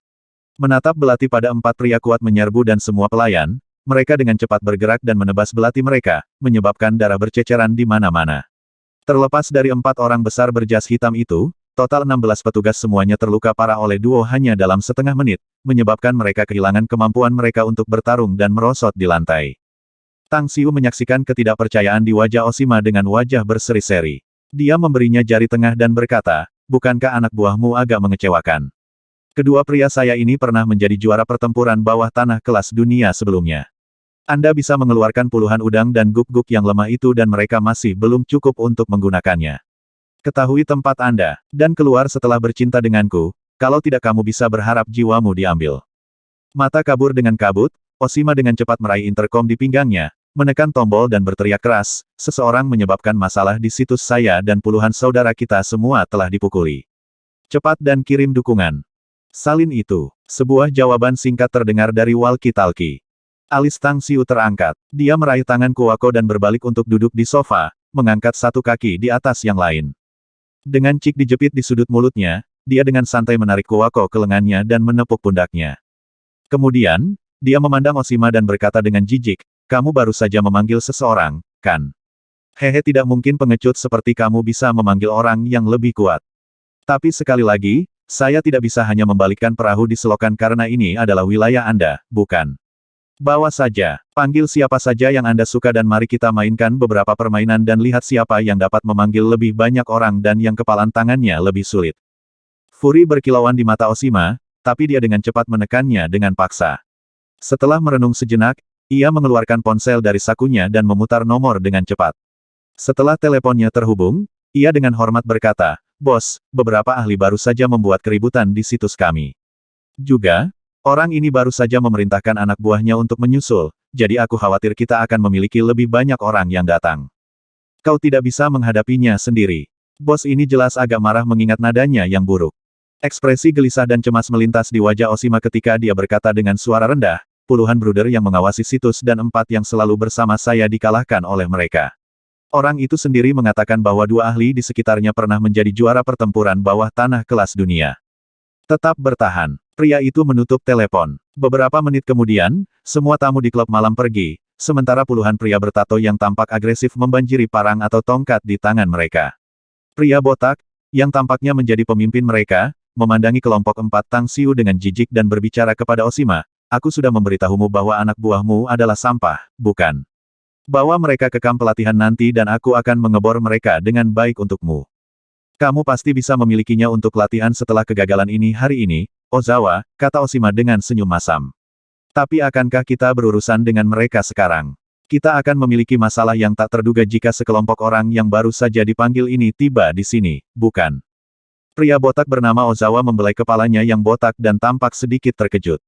Mereka juga memanggil orang-orang mereka. Siapa yang memberi mereka keberanian untuk menjadikan Inari Society sebagai musuh? Kuwako menerjemahkan percakapan mereka ke Tang Xiu saat dia mendorongnya dengan lembut untuk menjentikkan puntung rokok. Bokong langsung mengenai kepala botak Ozawa dan Tang Xiu mengangkat kepalanya setelah melihat ekspresi marahnya. Sekarang, jangan terburu-buru. Apakah masyarakat Inari Anda semacam sekelompok kuat atau sesuatu? Mengapa saya belum pernah mendengar tentang Anda sebelumnya?" Ozawa mengerutkan kening dan memandangi Oshima. Apa yang dikatakan orang menyebalkan ini? Oshima menerjemahkan kata-kata Tang Xiu dan akhirnya berkata, "Dia terlalu sombong dan kurang ajar, Ozawa. Ayo pukul mereka sekarang dan beri dia pelajaran yang sulit." Ozawa mengangguk dan berteriak keras, "Kalian semua, lepaskan semua yang kamu punya dan melumpuhkan orang menyebalkan ini. Tinggalkan wanita itu, aku akan menidurinya di depan matanya." Sebuah cahaya dingin menyala di mata Tang Xiu saat dia langsung menembakkan belati tajam ke tenggorokan Ozawa dan secara akurat menusuknya. Itu adalah satu tembakan insta-kill. Oshima ngeri. Dia berjalan mundur beberapa langkah dan menatap Tang Xiu dengan ngeri. Puluhan orang yang dibawa Ozawa juga sama terkejutnya pada saat ini, karena mereka tidak pernah bermimpi bahwa bos mereka secara tak terduga akan dibunuh oleh pihak lain dalam sekejap. Pelakunya bahkan tidak berdiri dan hanya melemparkan belati. "Untuk apa kau melongo? Bunuh dia!" Sambil menggertakkan giginya, Oshima berteriak keras sambil menjaga Tang Xiu kalau-kalau dia juga menembaknya dengan belati. Dia jernih, insiden hari ini akan meledak di luar proporsi. Itu masih bisa dikelola jika hanya tamu yang terbunuh atau anak buahnya dipukuli. Tetapi kematian Ozawa pasti akan membuat masalah ini lebih besar dan jauh dari selesai. Tang Xiu menyipitkan matanya dan dengan apatis berkata, memenuhi keinginan mereka untuk mati sejak mereka memintanya. "Simpan kawan Oshima itu untukku. Agak sulit menemukan seseorang yang bisa berbahasa Inggris di sini. Saya bisa memanfaatkan dia untuk berbicara sampah dengan yang lain." Hei Xiong dan Suesa mengambil pistol mereka dari pinggang mereka dan mengarahkan moncong gelap pada puluhan pria besar. Percikan api menyulut ketika keduanya menarik pelatuk dan setiap peluru mengklaim 1 jiwa setelah menabrak gelabela masing-masing. Itu benar-benar pembantaian yang sepihak. Puluhan pria besar ini seperti gandum yang diterbangkan angin utara. Hanya kurang dari 10 dari mereka yang masih hidup hanya dalam beberapa detik sejak Hei Xiong dan Suesa masing-masing membawa 4 pistol dan mengosongkan peluru mereka sepenuhnya. Lari. Mereka adalah iblis. Satu orang di antara orang-orang kuat ini, yang tiba-tiba sadar dari ketakutan karena pembantaian, dengan cepat berlari dan mencoba melarikan diri dari tempat neraka ini. Huff. 6 pisau lempar tiba-tiba muncul di tangan Suesa. Dia menjentikkan tangannya dan melemparkan salah satu pisau ke arah pria itu, yang menusuk bagian belakang kepalanya. Dia memperhatikan ketika tubuh pria itu dengan keras membanting ke lantai dan secara bersamaan melemparkan 5 lainnya yang menusuk tenggorokan 5 pria lainnya. Pada saat yang sama, Hei Xiong berlari ke depan seperti sambaran petir ke arah orang-orang yang tersisa. Sosoknya langsung muncul di depan mata mereka dan pisau tentara Mitsubishi di tangannya dengan cepat menusuk hati mereka dan memotong leher mereka. Semua yang terjadi tidak membuat riak di wajah Tang Xiu. Dia dengan acuh tak acuh berkata, "Yah, aku harap kamu pria yang cerdas, Tuan Oshima. Hanya orang pintar yang bisa hidup untuk waktu yang lama. Jangan pernah berpikir untuk berlari karena kamu tidak akan pernah bisa melarikan diri. Datang dan berlutut di depan saya dan kami akan menunggu kedatangan bala bantuan Anda. Aku benar-benar ingin melihat bosmu, kepala masyarakat Inari itu. Aku ingin tahu kemampuan seperti apa yang dia miliki." Oshima dengan putus asa menelan ludah dan memandangi Tang Xiu seolah-olah dia sedang menatap Shinigami yang menakutkan itu. Dia tidak akan memilih untuk berdiri jika bukan karena puluhan bawahannya yang berbaring di lantai, terluka parah dan merengek. Meski begitu, ia memaksakan diri untuk menekan rasa takutnya yang melonjak untuk berjalan maju dengan kaki gemetar. "Ada apa? Anda menolak untuk berlutut?" Tang Xiu membalik kelopak matanya dan dengan santai bertanya. Bam! Akhirnya, pria itu tidak tahan lagi dan berlutut di depan Tang Xiu. Ekspresi memohon di wajahnya, dia gemetar memohon. "Tolong lepaskan saya, Tuan. Saya salah untuk semuanya. Saya seharusnya tidak ikut campur dalam bisnis Anda dan mencoba untuk menangkap Anda. Saya berjanji akan memperbaiki diri. Aku akan." "Sobat, kupikir kau mendapatkan tulang besi yang keras atau semacamnya. Saya berpikir untuk menyiksa Anda, namun Anda langsung berlutut dan dengan putus asa memohon belas kasihan.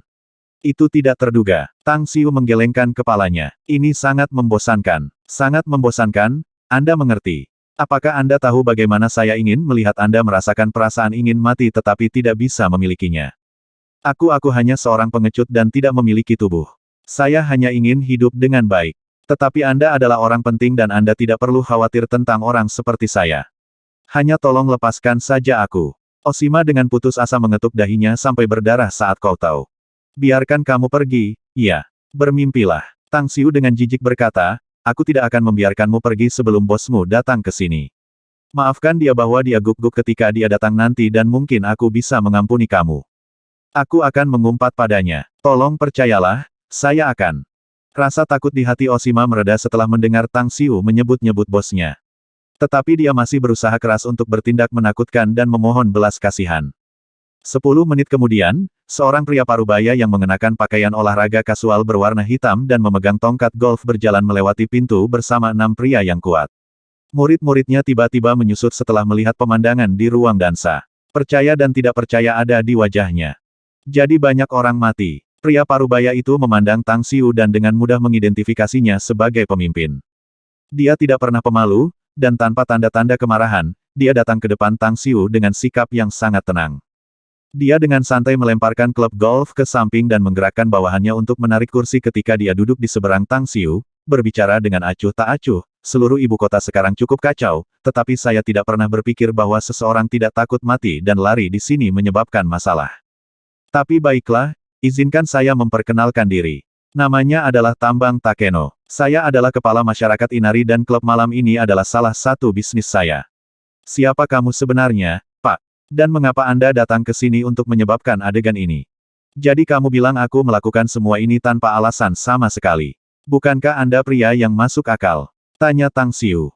Pria itu tertegun sejenak dan kemudian segera mengangguk. "Beberapa fakta tentang identitas saya tidak dapat diungkapkan, tetapi saya pikir saya adalah orang yang sangat masuk akal. Jika Anda datang ke sini untuk menyebabkan masalah, Anda dapat berharap untuk bertemu pembuat Anda di sini hari ini. Tetapi jika orang-orang saya salah, saya tidak hanya tidak menyelidiki kematian mereka, saya juga akan meminta maaf kepada Anda." Tang Xiu memberi acungan jempol dan memuji. "Benar-benar pria yang luar biasa dan luar biasa, bukan? Anda dapat tetap tenang dan rasional dalam situasi ini. Itu pemandangan yang cukup langka. Yah, saya akan meluangkan waktu untuk mengobrol dengan Anda karena Anda pria yang masuk akal. Saya membawa wanita saya untuk menghabiskan waktu dan uang kita di sini dan kita seharusnya menjadi tamu di tempat ini, bukan?" "Itu benar." Tambang Takeno mengangguk. "Kamu bilang aku adalah tamumu, tapi kemudian, tamu lain yang melihat kecantikan wanitaku mencoba melakukan hal-hal buruk padanya. Bukankah itu hak saya untuk bertindak dan mengajarinya?" "Benar," kata Takeno tambang lagi. "Aku memberi pelajaran pada orang menyebalkan itu dan premannya dan hendak mengusir mereka. Tapi Pak Oshima ini memberitahuku bahwa orang menyebalkan seperti itu yang melecehkan istriku harus dibunuh. Saya selalu lemah terhadap provokasi, jadi saya membunuhnya secara langsung. Apakah ini juga hal yang benar untuk dilakukan? Tambang Takeno meraih Oshima yang berlutut dan tampak putus asa di samping, bertanya dengan suara berat, apakah dia mengatakan yang sebenarnya? Oshima menangis dan menjawab, iya. Tambang Takeno menamparkan wajahnya dan mengirimnya terbang beberapa meter jauhnya. Kemudian, dia bergeser kembali ke Tang Xiu dan mengangguk. Kamu benar. Aku tahu itu, jadi aku melakukannya sesuai dengan instruksi Tuan Oshima. Masalahnya bisa saja berakhir saat itu, tetapi orang ini secara tak terduga bertindak tidak masuk akal. Dia mengambil anak buahnya dan mencoba untuk menangkap saya. Apa yang akan Anda lakukan jika Anda memakai sepatu saya? Anda tidak memilih mereka, namun mereka mencoba menangkap Anda. Apakah ini perilaku yang benar? Itu salah. Secara bertahap memahami akar masalah ini, meskipun sebagian besar niat membunuh Takeno milik tambang ditujukan pada Tang Xiu, beberapa di antaranya sekarang bergeser ke Oshima. Orang-orangmu ingin menangkapku, wajar saja kalau aku menolak. Tang Xiu menambahkan sambil tersenyum. Aku pikir semuanya sudah selesai setelah kedua orangku ini membuat orang-orang Tuan Oshima dipukuli karena orang yang kubunuh adalah seseorang yang bukan salah satu dari kalian. Namun, apakah dia membiarkannya jatuh? Enggak, dia benar-benar memanggil puluhan penjahat, dan bahkan pemimpin gelandangan kain raktak ini ingin membunuhku. Tidakkah kamu pikir aku harus melawan karena mereka ingin membunuhku? Tambang Takeno mengepalkan tangannya dengan erat. Meskipun dia duduk di tempatnya, tinju kanannya masih menghujani Oshima, gambar tinju yang mengenai dada pria itu dan langsung membunuhnya. Tang Xiu menyipitkan matanya. Oshima sendiri adalah seorang kultivator dan cukup kuat pada saat itu. Meskipun dia lebih lemah dari para ahli Golden Core, dia mungkin hampir tidak bisa bertarung dengan para ahli di tahap pendirian yayasan. Kamu belum menjawabku. Haruskah saya melawan? Tambang Takeno menarik napas dalam-dalam dan mengangguk. Itu adalah hakmu. Itu semua jelas, kalau begitu. Tang Xiu mengangkat jempolnya lagi dan berkata, sekarang aku sedikit menyukaimu. Ngomong-ngomong, aku melanjutkan untuk mengatakan kepada para gangster yang ingin membunuhku bahwa aku dan orang-orangku sangat ketakutan. Lagi pula, sulit untuk bertarung begitu banyak dengan begitu sedikit pria, tetapi kita tidak bisa membiarkan mereka membunuh kita seperti itu, kan? Jadi kedua laki-laki saya mengeluarkan pistol mereka dan menarik pelatuknya secara acak. Itu hanya beberapa tembakan acak. Milikku Takeno baru saja mengamati situasi orang mati di aula dan masing-masing ditembak tepat di glabella mereka. Jelas bukti bahwa orang-orang ini adalah penembak ahli. Bagaimana itu bisa diklaim sebagai bidikan acak? Dan ya, semuanya berakhir seperti yang baru saja kamu lihat di sini. Apakah Anda pikir kami bersalah atas seluruh kejadian hari ini? Kita bukan. Tapi sejak Anda datang, lebih baik kita duduk bersama untuk minum teh dan mengobrol. Kita bisa membuat kesepakatan untuk bekerja sama di beberapa bidang. Tetapi pada akhirnya, kami sekarang menjadi musuh karena bawahan Anda. Cukup menyebalkan dan menjengkelkan, bukan? Tambang Takeno mengeluarkan sebungkus rokok dan menyalakannya. Kemudian, dia berbicara, kamu benar. Itu menjengkelkan dan menjengkelkan. Tapi kamu yang salah, bukan anak buahku. Tepuk-tepuk-tepuk. Kali ini, Tang Xiu tidak mengacungkan jempol tetapi bertepuk tangan dan berkata, sikap luar biasa yang mengesankan. Benar-benar layak menjadi seorang kultivator, iya. Sebuah cahaya dingin melintas di mata Tambang Takeno. Dia tidak berharap Tang Xiu mengetahui bahwa dia adalah seorang kultivator. Tiba-tiba, dia dengan ingin tahu bertanya dengan suara dingin, siapa kamu sebenarnya? Aku, Tang Xiu menjawab, aku hanyalah orang awam yang jujur dan berhati-hati. Kamu tahu bahwa aku seorang kultivator, dan kurasa kamu juga tahu identitasku yang lain, bukan? Tambang Takeno mencibir. Dugaanku adalah, kamu dari Istana Gembira. Setelah mengatakan itu, dia memasukkan tangan lainnya ke dalam sakunya. Dia berpikir bahwa Tang Xiu tidak menyadarinya saat dia mengirim pesan singkat mengandalkan inderanya dan kemudian mengirimkannya. Pinggiran kota Kyoto. Sekelompok burung layang-layang terbang dan raungan hewan-hewan liar berulang kali bergema di hamparan luas pegunungan. Tempat itu adalah Camp Jin serta kubu Jenderal Fukuda. Sekelompok barak biasa dibangun di sekitar gunung dengan ratusan ribu tentara ditempatkan di 4 barak, sementara di dalam masif terdapat ruang bawah tanah yang terbatas pada bidang aktivitas para petani Jepang dan pejuang genetika. Di dalam ruang rahasia, ketika Kikitagawa memegang sebuah dongeng yang indah. Dia memasukkan batu giok ke dalam mulutnya dan suara pecah terdengar saat mengunyah batu giok. Tapi aura samar yang berfluktuasi dari tubuh Kikitagawa membuat kulit kedua pria di ruangan itu berubah. Kau bilang Jenderal benar-benar tidak punya waktu untuk menemuiku. Suara Kikitagawa terdengar tenang, tetapi orang bisa merasakan kedinginan yang tersembunyi di dalamnya. Kedua pria itu saling bertukar pandang dan pria di sebelah kiri dengan hormat berkata, Tuan Kitagawa, Jenderal Fukuda bertarung dengan Buddha Yin dari Istana Gembira untuk waktu yang lama. Meskipun Yin Buddha akhirnya menderita luka berat, Jenderal Fukuda sendiri juga tidak keluar tanpa cedera. Dia menderita luka dalam dan sekarang pulih, jadi dia mengatakan kepada saya bahwa dia tidak akan melihat siapapun. Jenderal Fukuda adalah pria yang kuat, namun kamu mengatakan dia hanya setara dengan Buddha Yin. Kitagawa mencibir dengan muram. Aku merasa seperti menderita luka-luka hanyalah alasan untuk tidak melihatku. Pria itu buru-buru berkata, Jenderal Fukuda sama sekali tidak memiliki pemikiran seperti itu, Sir Kitagawa. Dia menyebutkan Anda berkali-kali dan memberitahu kami bahwa Anda terlalu banyak berkorban demi negara. Dia juga mengatakan bahwa Anda bisa menjadi wakil komandan Jin Camp jika bukan karena tugas yang Anda lakukan di luar. Tidak ada riak atau perubahan di wajah Kitagawa, tapi dia mencibir ke dalam. Meskipun dia telah melakukan misi di luar, dia sangat jelas tentang situasi di Jin Camp. Dia bahkan diam-diam membeli beberapa pejabat tinggi dari sini. Dia sangat menyadari bahwa Jenderal Fukuda membutuhkannya untuk terus memantau Istana Gembira dan mengelola beberapa masalah lain. Jenderal ini yang dihormati oleh banyak orang akan menikam dan membunuhnya karena dia seperti duri di matanya. Waktu adalah esensi. Selama saya punya 3 tahun, saya yakin saya bisa melampaui Jenderal Fukuda dan membuatnya menyerahkan Kam Jin ini kepada saya jika saya menindasnya dengan paksa. Kelopak mata Kitagawa terangkat dan memelototi pria yang takut dan takut itu. Dia tiba-tiba tersenyum dan berkata, kamu sepertinya sudah lupa siapa tuannya saat aku jauh dari Kam Jin, bukan begitu, Sojo? Dalam sekejap itu, cahaya dingin melintas di mata pria di sebelah kanan. Sebuah belati tajam langsung memotong leher pria di sebelahnya. Dia dengan cepat menusuk hati pria itu, menyebabkan darah memercik. Hanya dalam beberapa detik, pria di sebelah kiri sudah mati. Tuan Kitagawa, Sojo ini menganggap apa yang Anda katakan masuk akal. Orang ini tidak hanya tampaknya menjadi antek Jenderal Fukuda, tetapi ia juga mengatur banyak hal untuknya di belakang. Beberapa di antaranya juga membawa kerugian bagi Anda. Namun, bawahan ini terus menyapu beberapa jejak secara diam-diam, jadi masalahnya tidak sampai pada Anda. Sojo menangkupkan tinjunya dan melaporkan. Kitagawa melempar sable ke lengannya dan membiarkannya menggigitnya.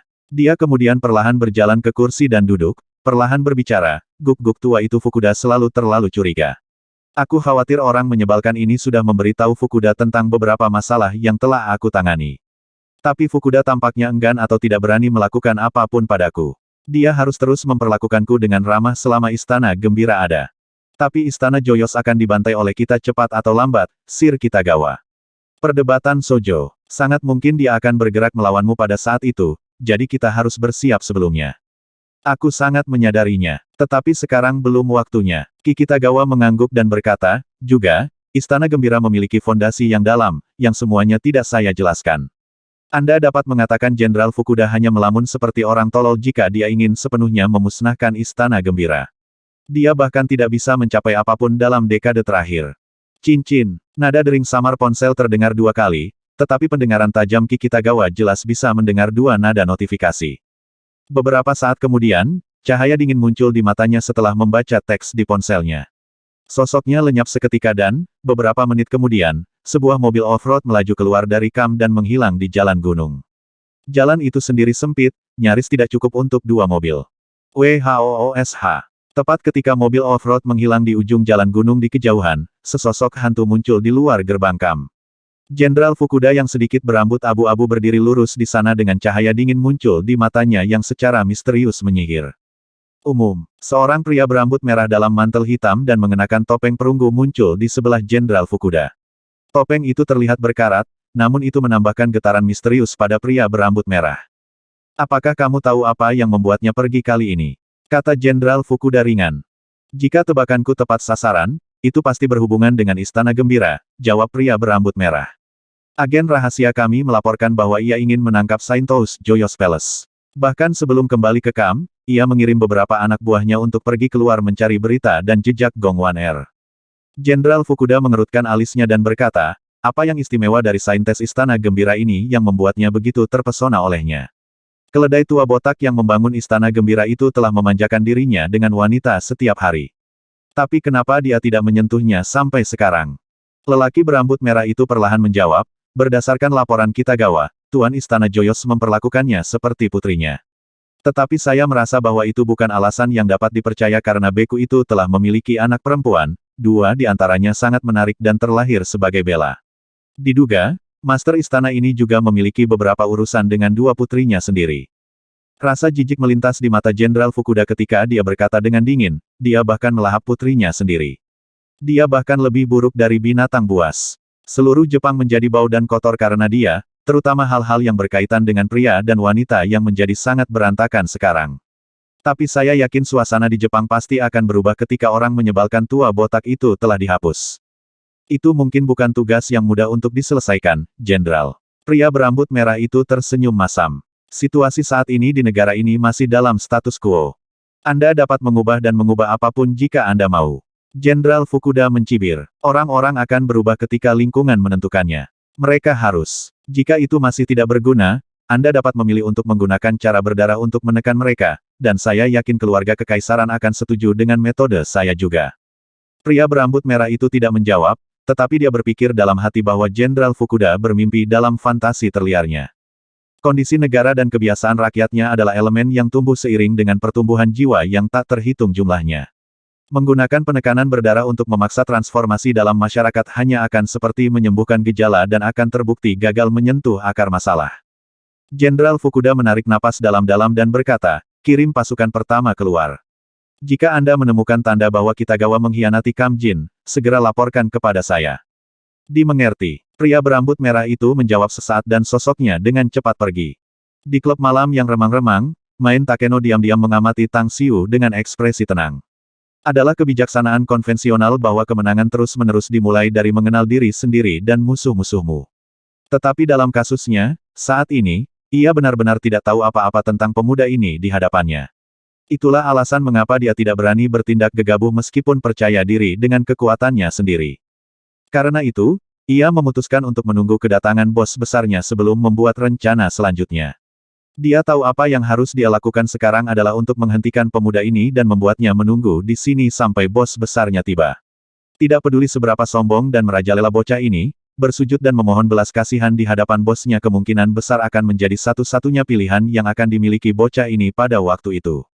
Datang lagi. Istana gembira. Apa-apaan itu? Dengan sengaja berpura-pura tidak tahu apa-apa, Tang Xiu menatapku Takeno dan bertanya. Kamu bukan dari Istana Gembira? Tanya Kakeno dengan alis berkerut. Bah, saya baru saja tiba di Jepang beberapa hari yang lalu, bagaimana saya tahu apa ini Istana Gembira ini? Tang Xiu memutar matanya dan mendengus dingin. Aku baru saja datang ke Jepang untuk liburan kali ini, ingatlah. Saya akan menemukan teman-teman lama saya di sini dan mengobrol tentang masa lalu, namun sedikit yang saya harapkan untuk mengalami keberuntungan yang menjengkelkan ini di sini. Baru sekarang Tambang Takeno akhirnya menyadari mengapa orang ini tidak pernah berbicara bahasa Jepang dan selalu berbicara dalam bahasa Inggris. Ternyata dia baru saja datang ke Jepang dan sama sekali tidak mengenal bahasa Jepang. Siapa temanmu, Tuan? Pria itu mengingat laporan sebelumnya yang dia terima. Dikatakan bahwa orang ini memanggil seseorang. Mungkin orang itu yang dia sebut teman. Jangan repot-repot. Tang Xiu melambaikan tangan dan menjawab dengan wajah murung, aku tidak tahu apa yang terjadi pada temanku ini. Dia bermain-main dengan saya beberapa hari yang lalu, tetapi menghilang begitu saja dan tidak menjawab panggilan saya sama sekali.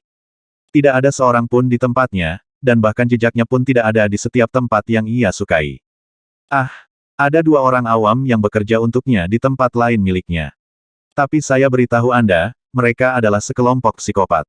Membunuh adalah seperti makanan sehari-hari Anda bagi mereka, dan dijamin bahwa mereka telah melakukan segala jenis kejahatan yang dapat Anda pikirkan. Buat saya jengkel dan saya tidak perlu bertindak sendiri, tetapi Anda bisa berharap kehilangan nyawa Anda jika saya memberitahu mereka tentang hal itu. Tambang Takeno diam-diam mencibir dan menekan niat membunuh di dalam untuk menghentikan Tang Xiu dan menahannya di sini. Kemudian, dia berkata dengan suara yang dalam, bagaimana kalau kita menurunkan masalah ini karena ini adalah kesalahpahaman, Tuan. Orang Jepang memiliki kebiasaan untuk mengadakan pesta dan minum sake setelah kesalahpahaman untuk benar-benar menutup tirai dari bentrokan sebelumnya. Tang Xiu tertegun sejenak dan berkata, kami telah membunuh begitu banyak orangmu, namun Anda ingin mengantarnya dan berdamai dengan saya. Apakah kamu seorang pria? Bibir Takeno milikku berkedut beberapa kali. Dia mati-matian berusaha sekuat tenaga karena niat membunuhnya meledak di atap. Dia akan menyerang Tang Xiu jika dia tidak waspada dengan identitas pemuda itu dan berada dalam kegelapan tentang dia. Lebih baik membunuh permusuhan daripada mempertahankannya hidup-hidup. Setelah menghabiskan beberapa waktu untuk menekan dorongan itu, Tambang Takeno akhirnya berseru dengan wajah memerah. Tang Xiu bisa mengatakan bahwa kesabaran Tambang Takeno telah mencapai batasnya setelah melihat ekspresinya. Kemungkinannya tinggi bahwa pria itu akan menyerbu jika dia terus merangsang dia. Tetapi tujuan utama datang ke tempat ini adalah untuk memikat seekor ular keluar dari lubangnya dan menjebaknya seperti kura-kura di dalam stopless sebelum menangkapnya. Tang Xiu tidak ingin membunuh Tambang Takeno sebelum Kikitagawa datang untuk menghindari yang terakhir menyadari bahwa ada sesuatu yang salah dan memutuskan untuk tidak datang.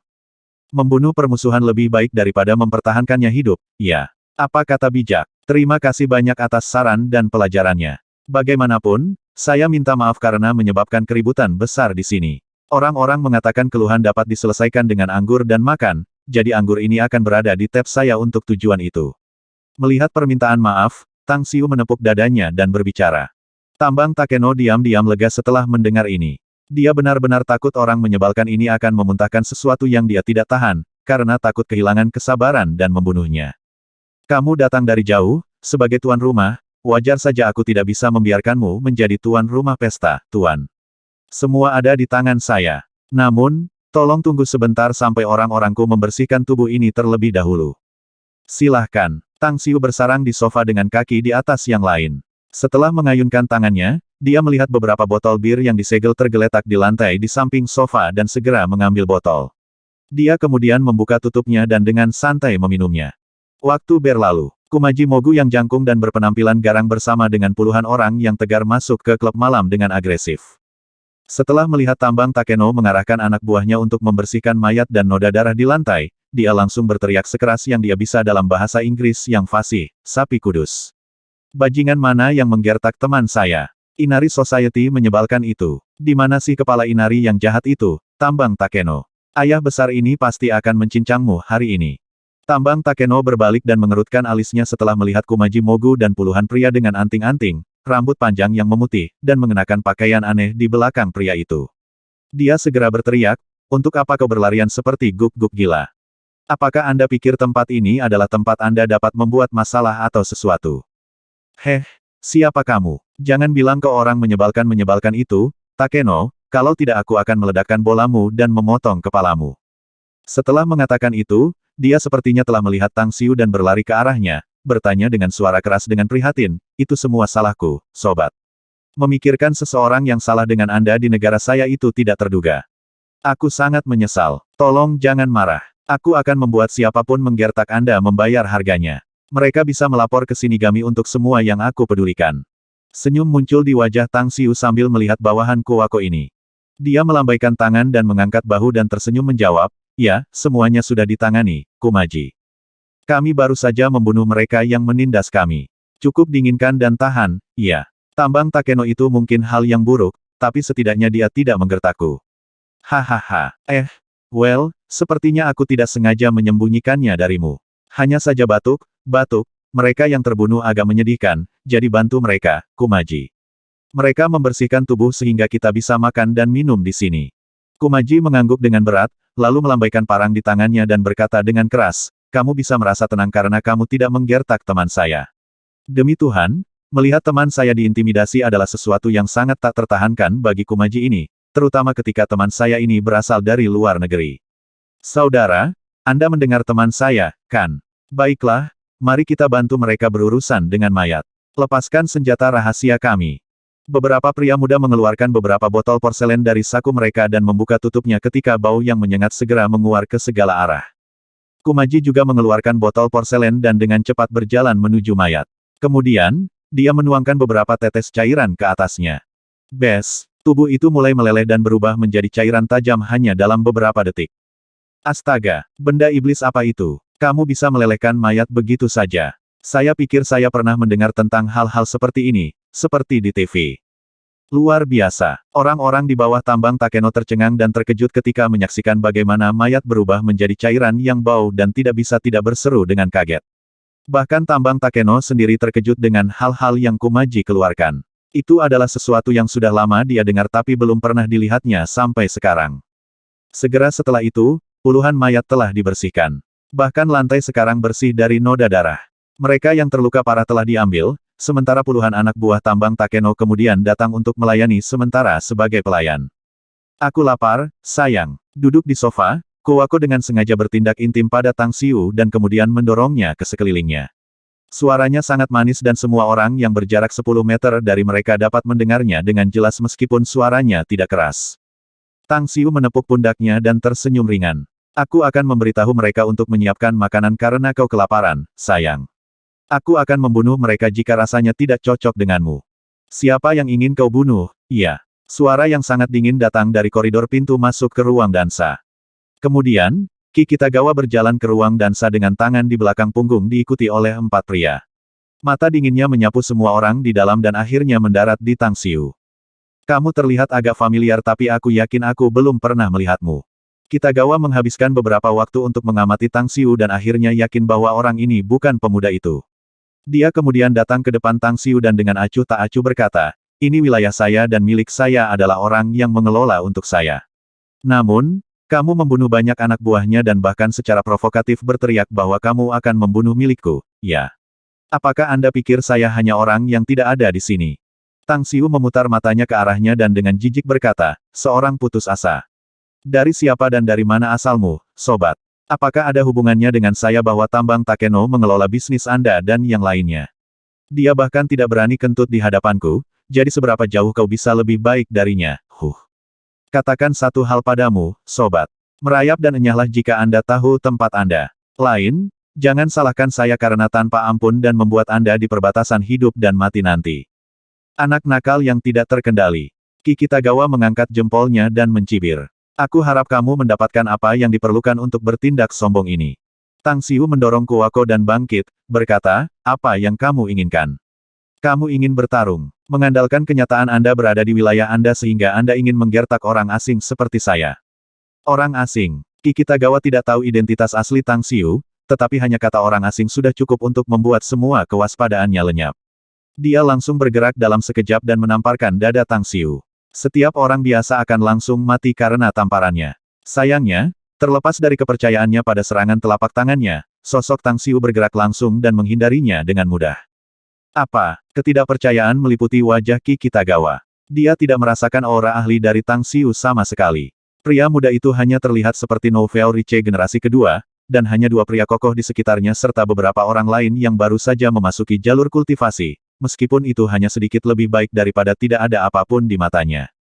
Memotong. Tang Xiu langsung melepaskan senjata Divine dan memotong lengan Kitagawa saat dia menghindari serangan pria itu, menyebabkan lengan Kitagawa jatuh di lantai yang dingin. Sialan, ekspresi Ki Kitagawa berubah drastis dengan ekspresi ketakutan di wajahnya. Sosoknya langsung mundur-mundur tiba-tiba.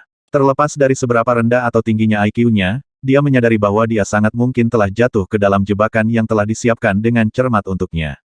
Kamu siapa? Siapa? Kitagawa dengan marah meraung setelah dengan cepat menyegel acu poin pada lengannya yang terputus untuk mencegah pendarahan. Sebuah sketsa senyum dilukis di wajah Tang Xiu saat dia meraih gagangnya dan tersenyum lebar. Ya, baiklah. Kami bertemu beberapa saat lalu di Kitagawa. Bagaimana kamu tidak bisa mengenaliku? Apakah begitu mudah bagi orang lain untuk melupakan Tang Xiu ini?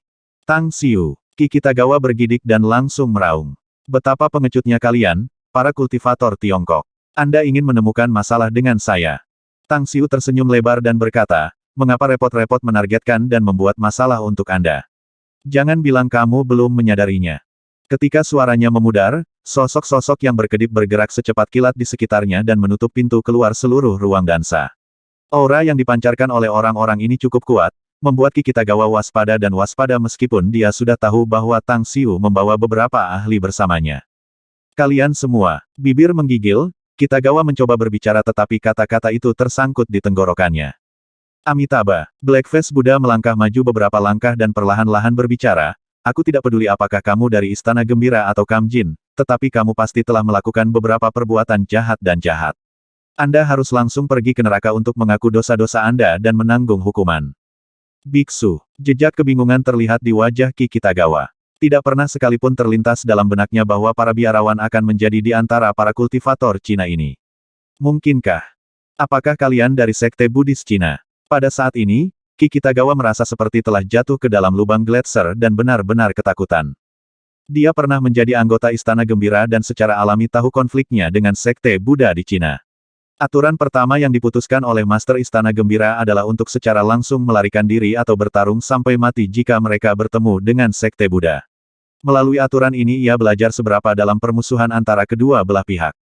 Tang Xiu bertepuk tangan dan tersenyum berkata, "Ya, Anda telah melakukan misi penyamaran dan bersembunyi di dalam Istana Gembira selama bertahun-tahun, Kitagawa. Anda telah bekerja untuk Jenderal Fukuda juga, jadi saya yakin Anda pria yang cerdas.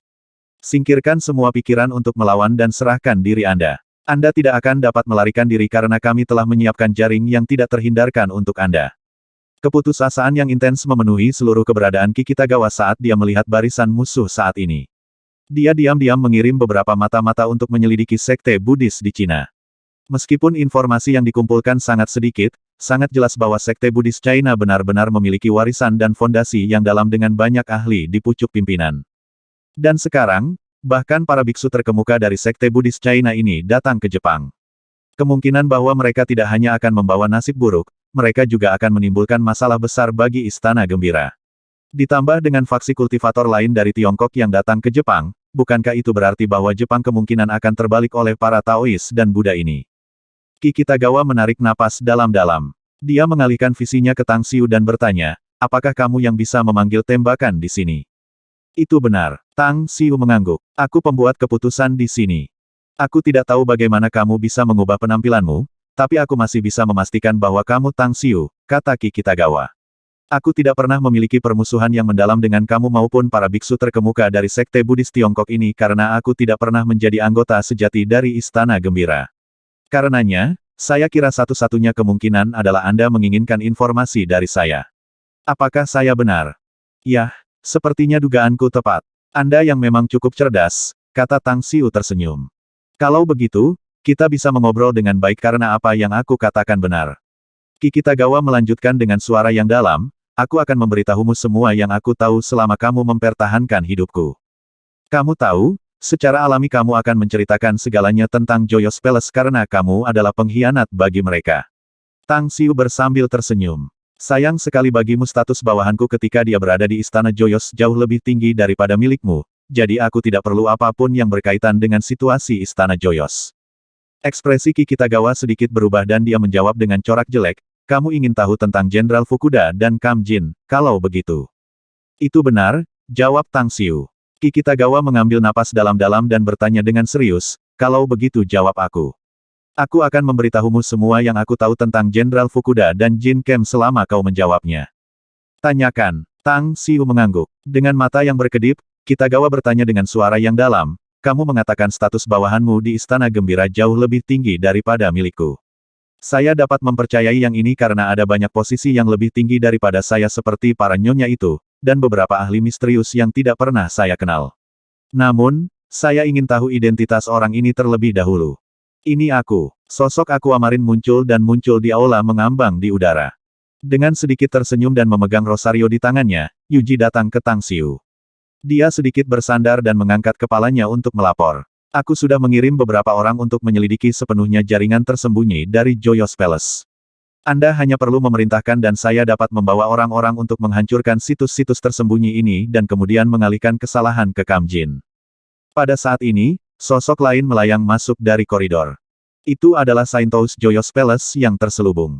Mata cerdasnya dengan cepat mendarat di Kitagawa dan dengan ringan berkata, "Bos tidak keberatan membiarkan Anda mengetahui beberapa masalah sehingga Anda dapat dengan sukarela bekerja sama dengan kami, Kitagawa.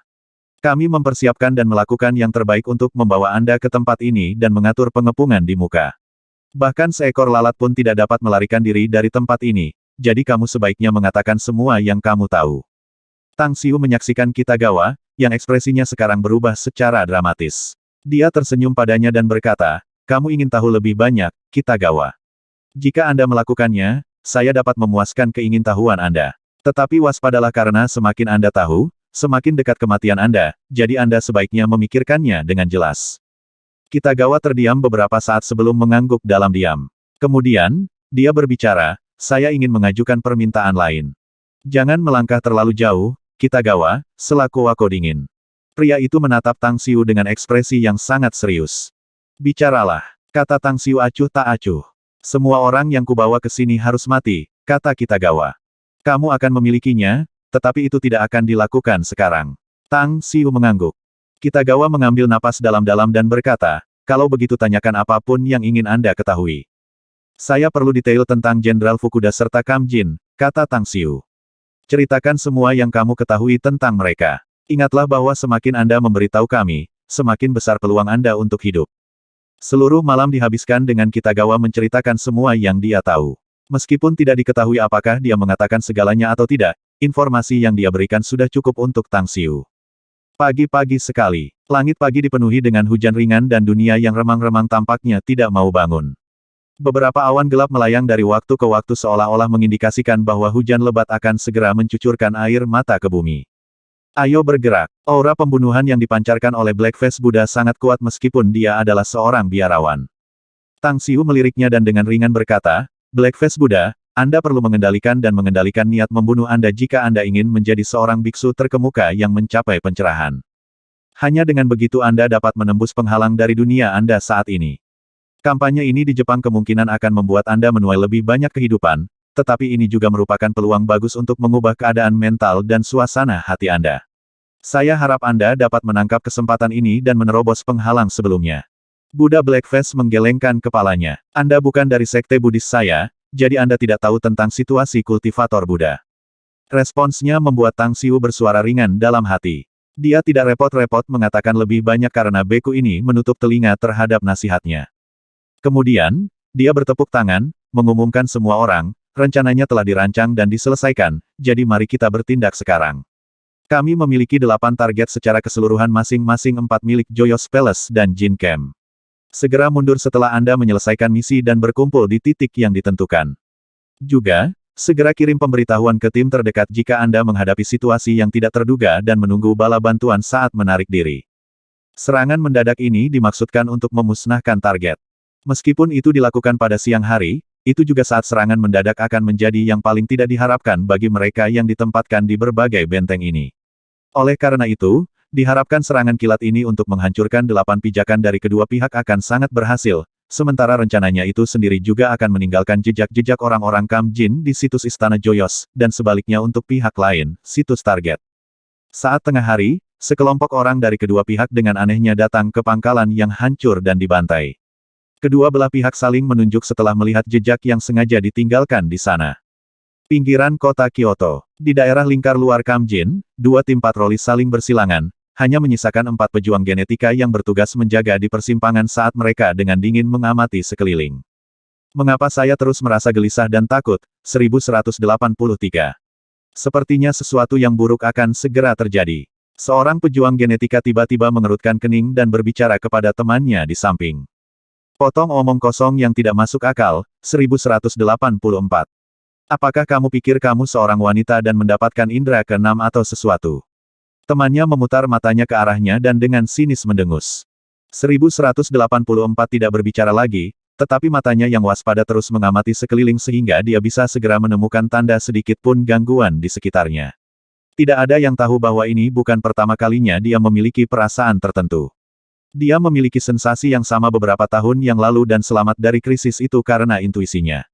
Sensasi seperti itu muncul lagi beberapa tahun yang lalu dan sama menyelamatkannya karena ia mampu melarikan diri lagi.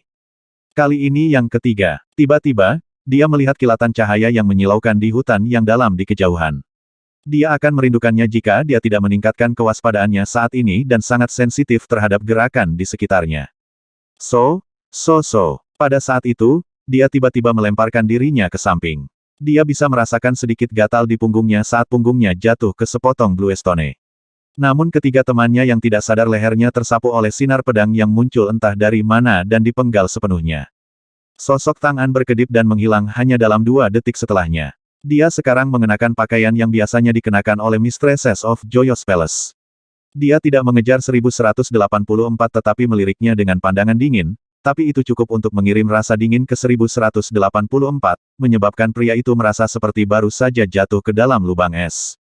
Itu sudah sangat dekat. 1184 tidak berani bergerak dan tetap seperti itu untuk waktu yang lama. Ketika dia mengetahui bahwa pembunuh wanita misterius itu tidak muncul lagi, dia dengan hati-hati merangkak dan dengan hati-hati mengamati sekeliling. Dia menyentuh punggungnya dan merasakan sesuatu yang berlendir. Dia menarik tangannya dan kemudian melihat bahwa itu penuh darah. Serangan musuh, simpan aku. Kemudian, 1184 berteriak sekeras yang dia bisa dengan suara serak. WHOOSH. WHOOSH. WHOOSH. Sekelompok bayangan berkelap-kelip dan melesat seperti kilat dari jauh dan puluhan pejuang genetik kokoh telah bergegas. Salah satunya adalah seorang pria raksasa dengan pisau hampir 2 meter di tangannya. Dia mengamati sekeliling dan kemudian berteriak, "Bukankah kamu 1184? Aku ingat kamu." "Saya 1184, Kapten, Tuan." Jawab 1184 dengan lantang. "Itu adalah serangan musuh, pembunuh wanita misterius." Raksasa yang menjulang tinggi itu melambai dan berkata dengan suara yang dalam, "Kirim pemberitahuan dan umumkan bahwa ada seseorang yang menyelinap ke Jin Camp kita. Dan pastikan untuk menemukannya." 1184 buru-buru menyela, "Kapten, musuh harus lebih dari satu orang. Saya melihat beberapa lampu yang menyilaukan di hutan dalam beberapa waktu lalu. Aku bisa berakhir sebagai ketiganya dan terbunuh oleh pembunuh perempuan itu jika aku tidak meningkatkan kewaspadaanku saat itu." Pria raksasa itu dengan cepat meraih walkie-talkie dan, setelah melaporkan situasi di tempat ini, ia mulai menghubungi para pejuang genetika yang sedang bertugas jaga. Yang membuatnya marah adalah tidak ada yang menjawab panggilannya dari pos jaga lainnya. Ini berarti bahwa musuh sudah membunuh semua prajurit genetika yang bertugas. Pada saat ini, 2 mobil off-road datang dari luar. Orang di kursi depan mobil di depan membuka jendela. Itu adalah pria besar dengan token emas yang mengayunkan token dan kemudian melewati semua orang yang menjaga dan dengan cepat memasuki area bagian dalam kamp Jin. Umum. Ketika 2 mobil berhenti di alun-alun, Jenderal Fukuda baru saja keluar dari gedung bersama pria berambut merah itu. 8 pria bertopeng turun dari mobil dan berjalan maju pada saat yang sama dan memberi hormat kepadanya. "Kenapa kalian semua kembali sekarang? Di mana Kitagawa?" tanya Jenderal Fukuda dengan cemberut. 1180.